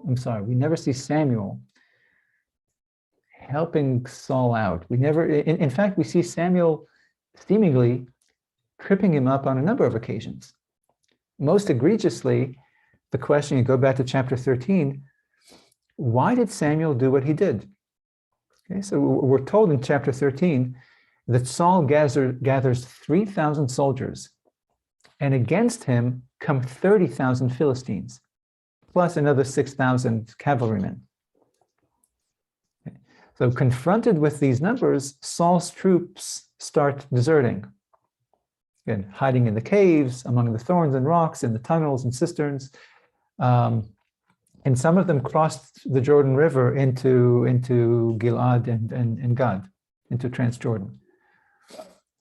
And yet, despite the desertions, Saul waits, does as he was told. He waits 7 days, which was how long Samuel told him, wait for me for 7 days to consecrate the army and offer sacrifices. And the longer Saul waits, the more the men desert. And then when there are only 600 men left and Samuel fails to make it by the appointed time, Saul says, forget it, and offered the burnt offerings himself. And wouldn't you know it? Again, the text is clear. As soon as he offers the burnt offerings, and again, I'm quoting here, just as he finished, Samuel arrived. The timing is spectacular. It seems obvious, or it would be amazing to think that it really was just coincidental. That Samuel didn't arrive for 7 days, and he happened to arrive exactly after the moment of no return, after Saul finished offering the burnt offerings, the sacrifices. Okay? It seems that Samuel was on location, waiting for Saul to commit the sin so that he can come and reprove him for it. Okay, and so you think like why would he do it? It's criminal. He saw the army disintegrating because he, Samuel, God's messenger, was not there to initiate this war. And yet he remained hidden, off stage, until he could see Saul doing something that he could nail him on.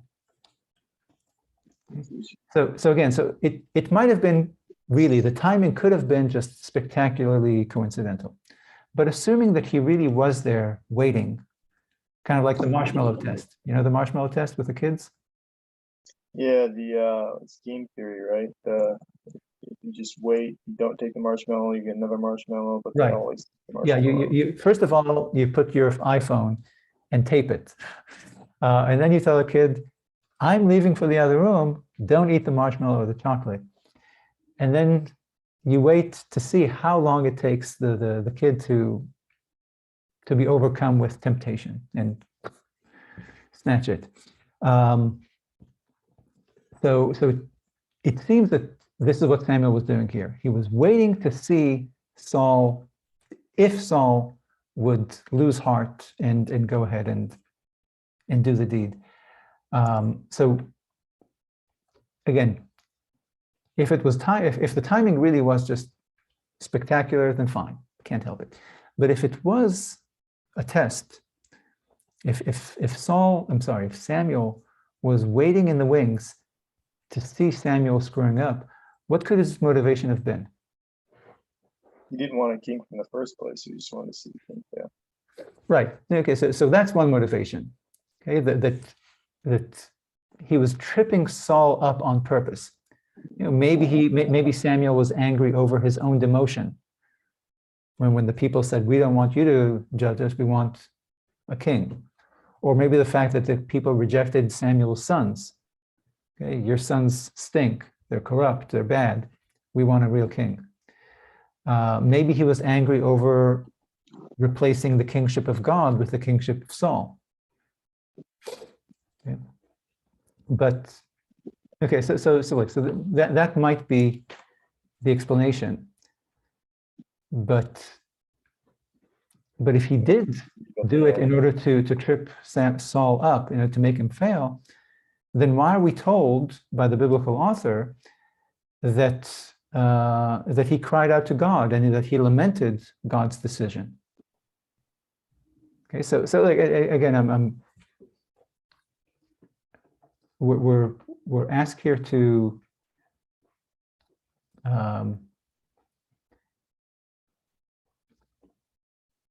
we're forced to choose here what to believe, to believe what the author shows us with the incident in chapter 13 and with Samuel's original speech against monarchy. It's a sin, it's a crime,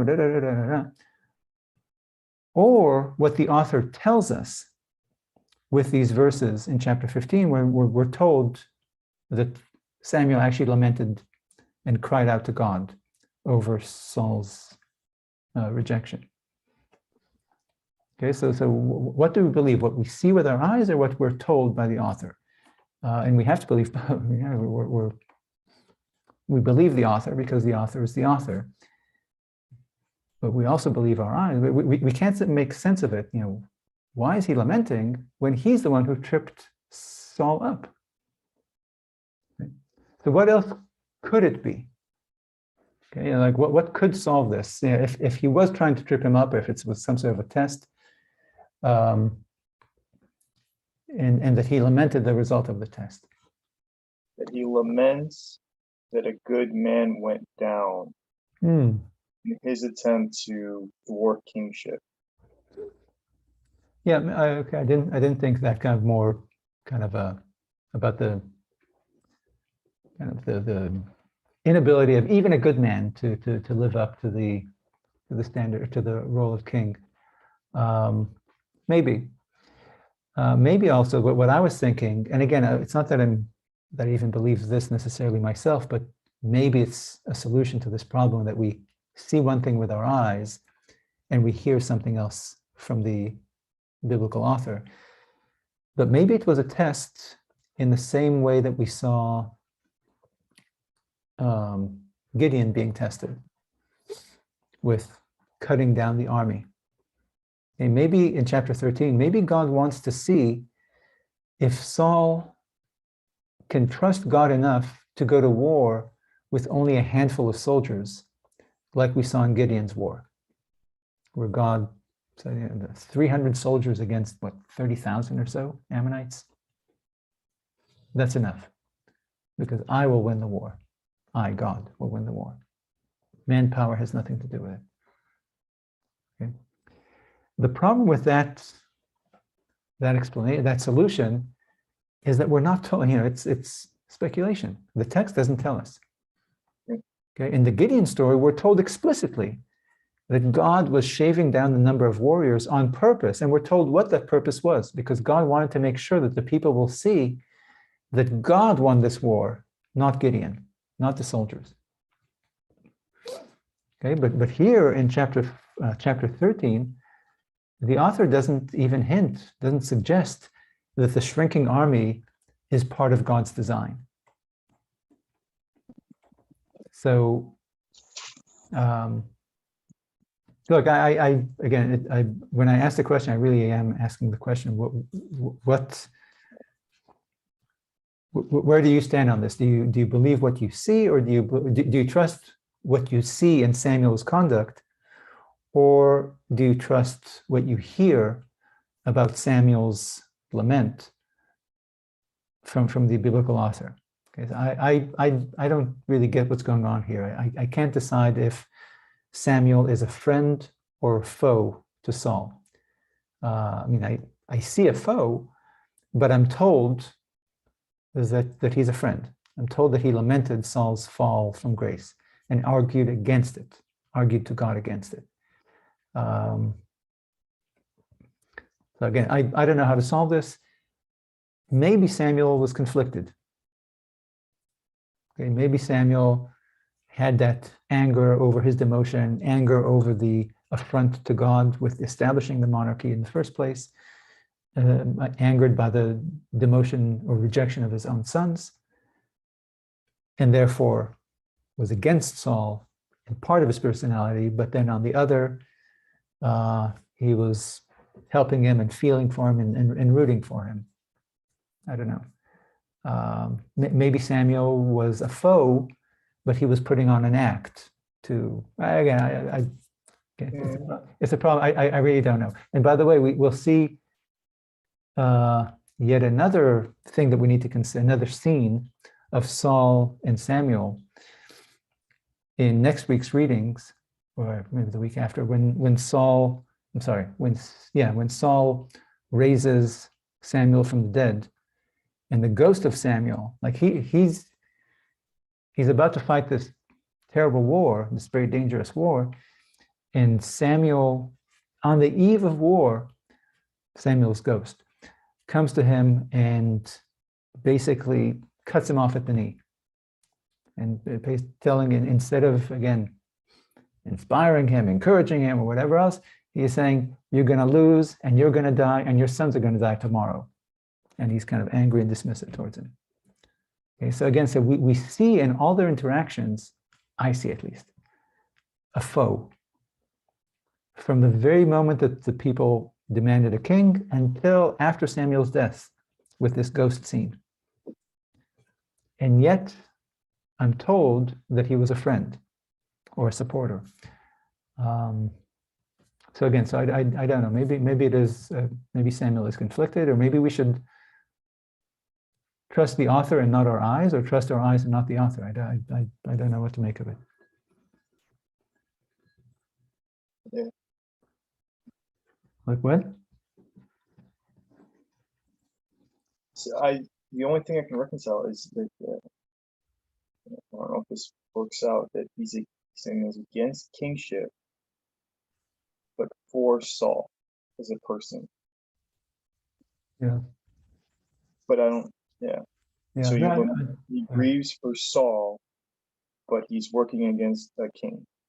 yeah. No, I can say that, and that would stand with his original position, where of course he had nothing against Saul at the very beginning. You know, when the people came and demanded a king, he had something against kingship, and maybe that's. Yeah, I can see. Like I said, I don't.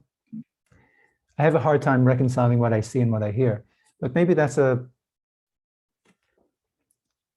your solution makes Samuel consistent from start to finish, and it allows Samuel or Samuel to be kind of to lament what monarchy has done to a good man, perhaps.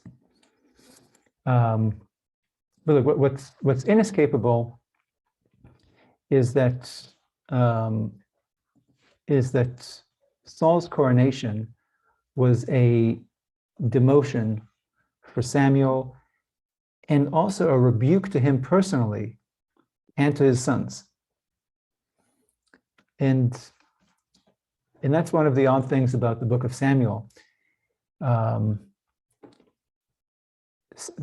With Samuel himself, in the book of Samuel and with Samuel himself, we're introduced to hereditary judgeship without ever explaining this. Nobody ever explains this novelty to us. We have a judge who bequeaths the judgeship, the office, to his sons, and which has never happened before. And it's never explained to us. It's never even pointed out to us as a novelty. Okay, so in the book of Judges that we just finished, judges are sought to address a military crisis, but when there's no military crisis, the leadership in the leadership returns to the hands of the elders. Each tribe led by its own elders. It's these elders, if you remember, are the ones who sought and appointed Gideon and Yiftach and most other judges. Even Ehud, if you think of it, Ehud is also appointed by the elders, although they appoint him as a messenger. They don't think that he'll be a judge, a military leader. But and it's these elders who press Samuel to give them a king. Okay, so the elders are in charge. Okay, even in the era of Judges, when you have a judge occasionally rise to rule, the elders, following the crisis or following the death of the judge, the authority goes back to the elders. Okay, so we get that having a judge lead the tribe was not the ideal. It's a practical solution to a military crisis, because the elders can best govern in peacetime, but not in war. Okay, so a leader is needed in wartime. I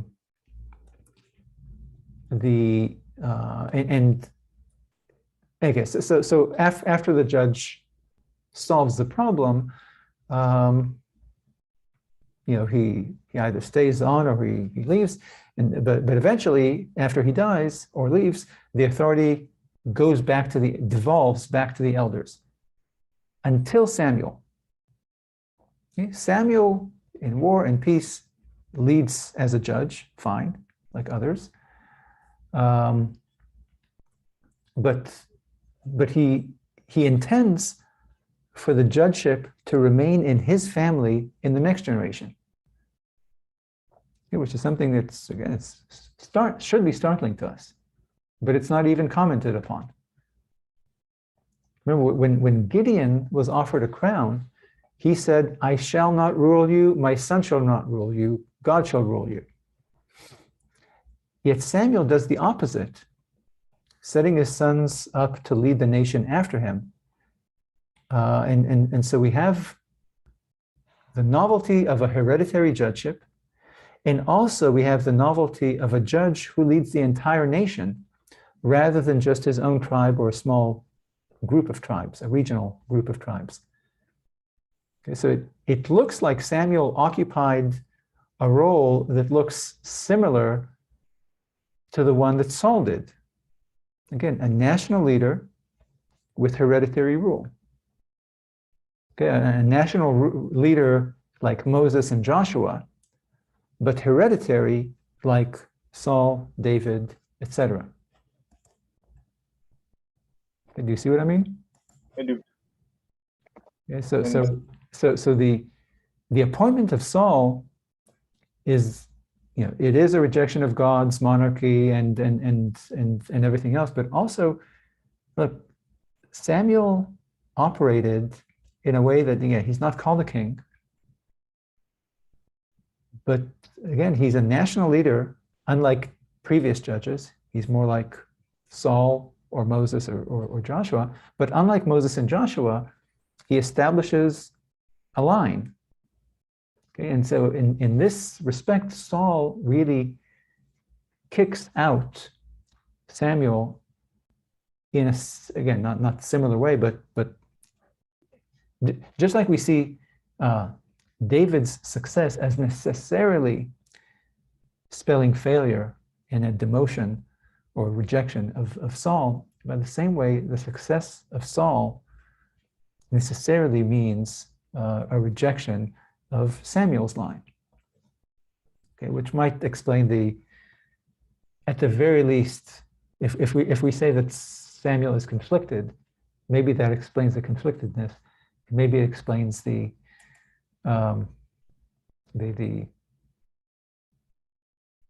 we judge him to be a foe, maybe this explains it. But again, I'm conflicted on this because I have to believe the author, and yet I also have eyes to see. Okay, last thing. With regard to Saul and David, again, to try to understand what David's motives are, our first order of business is to explain something about the relationship between the tribes. Now, Judah as you and know, Benjamin? pardon what? Judah and Benjamin, or Judah and Israel, okay. okay, the southern and northern tribes. So as you know, we discussed this before, the United Kingdom of Saul, David, and Solomon will split into two kingdoms. Israel, here, let me just put on the, can't see anything. Here's the,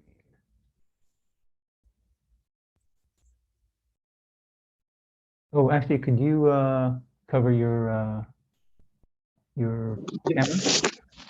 Great, thank you. Great. Okay. All right, there. Do you see the map? I do. Great. So, so the United Kingdom will split into two kingdoms: Israel, the larger, richer northern kingdom, and Judah as the southern kingdom. Now, do me a favor and skip to Samuel 11, verse 8. 1 Samuel 11:8. Yeah, 1 Samuel 11:8, as this is as Saul gathers the Israelites for the first major war against the Ammonites. The one after he cuts up his oxes into 12 pieces. So I have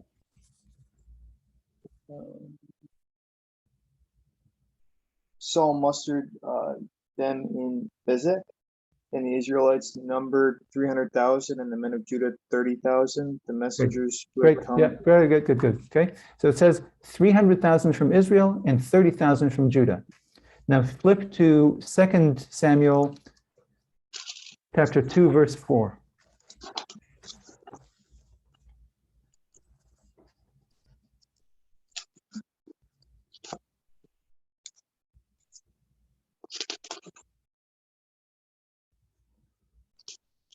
So I have the men of Judah came, and there they anointed David king over the house of Judah. Great. David was Yeah. told. Yeah. Okay. Good. Now, this is long before the splitting of the two kingdoms into Israel and Judah. Now, stay in chapter 2 and read verses 8 through 11. But Abner, son of Ner, Saul's army commander, had taken Ishbosheth, son of Saul, and brought him across the Mahanaim Mm-hmm. and made him king over Gilead and the Azurites, Jezreel, Okay. Ephraim, and Actually, Benjamin. it's a bad translation. He made him king to the Gileadites and the Asherites and the Assyrians and Israel, and on Ephraim and Benjamin and Israel and all of Israel. Okay, so he makes him king in front of the Gileadites and the Assyrians and the Yisrael, the people of the kind of a kingdom in the north, but he makes them king over the tribe of Ephraim and the tribe of Benjamin and all of Israel. Okay. And if you go on to verse 11, it says, and the number of days in which David was king in Hebron on the house of Judah, 7 years and 6 months. And then jump to 17, it says, and the war, this is the war between David and Ishbosheth, and Saul's son, and Abner. And the war was very hard that day, and Avner and the people of Israel were defeated by the soldiers of David. Okay, and move to verse 28. Further, trumpeted and continue and stopped pursuing Israel, and the fighting ended. Yeah. And then also in the next chapter, chapter 3, verse 9, about Abner, verse 9? No, not 9.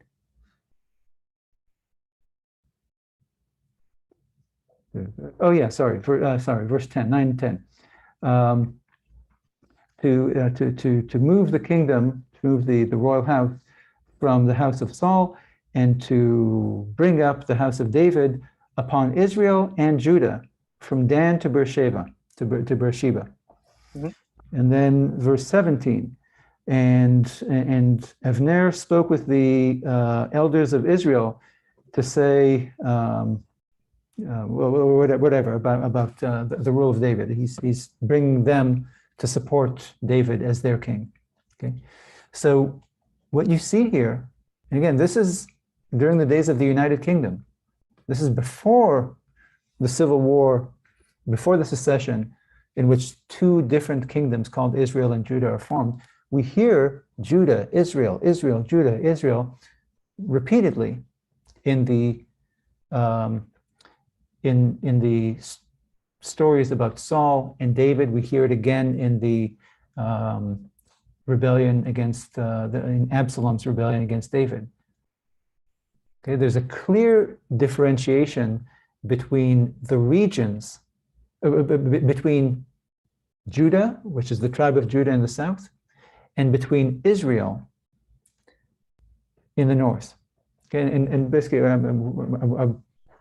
don't want to continue, but what's clear is that even in the United Kingdom, you get the sense that Judah is Judah, Benjamin is Benjamin, and Israel is a collective name for the other northern tribes, the 9 or 10 northern tribes.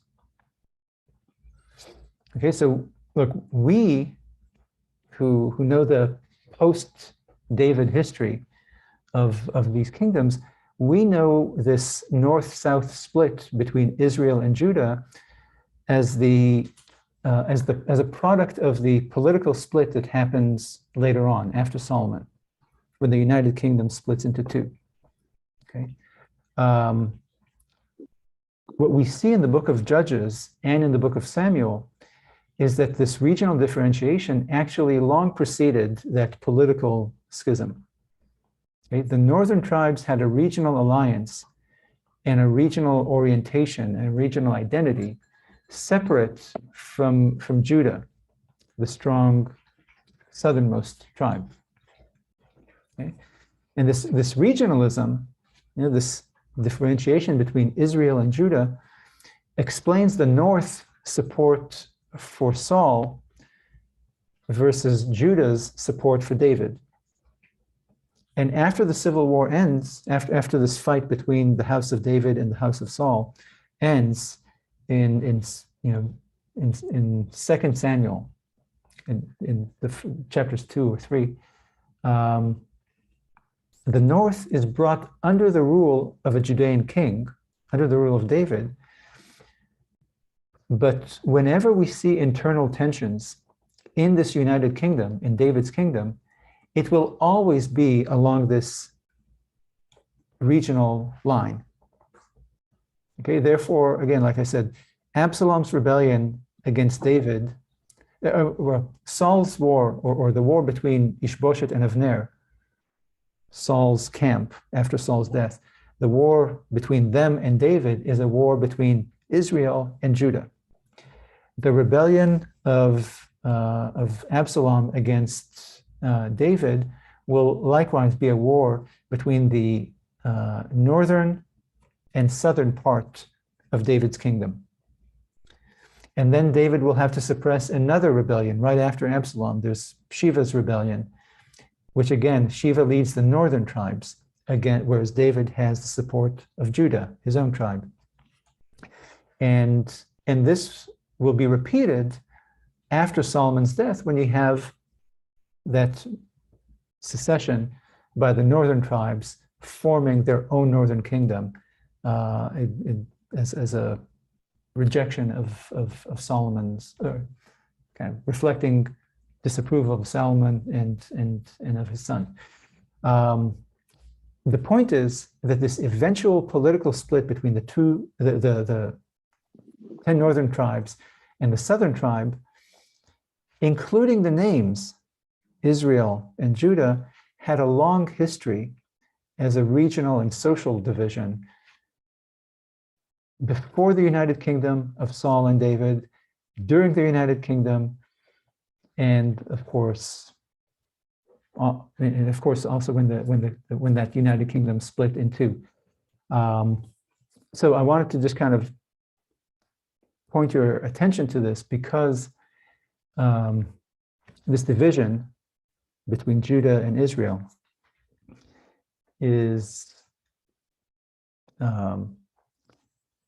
plays a significant role in David's relationship with Saul. Okay, Saul is really the king of all of Israel, whereas David's base of support is always Judah. Okay, so next I'd like to discuss the contest between David and Saul to follow that second question that I asked of what David wanted. Okay, what explains the moves David made during Saul's reign? But of course, it's too late to discuss it today. So we're going to wrap it up here and continue with this question next time. So just for next time, just read the same chapters. Okay. 1 Samuel 10 to 31, plus the first chapter of 2 Samuel. And again, just keep an eye on David and see if you can see, what does he want? Why did he fight? Why did he fight for Saul? And why did he marry the princess? Why did he befriend the prince? Why did he not kill Saul when he could have? So what did he want all this time? Okay, because, so just think about that as we, and we'll devote all of next week to that question of what David is trying to accomplish. Okay? Okay, sounds good. Excellent. All right, good. I'll see you next time then. Yep, sounds great. Thanks so much. You're very welcome. See you then. Take care. Yep, bye-bye.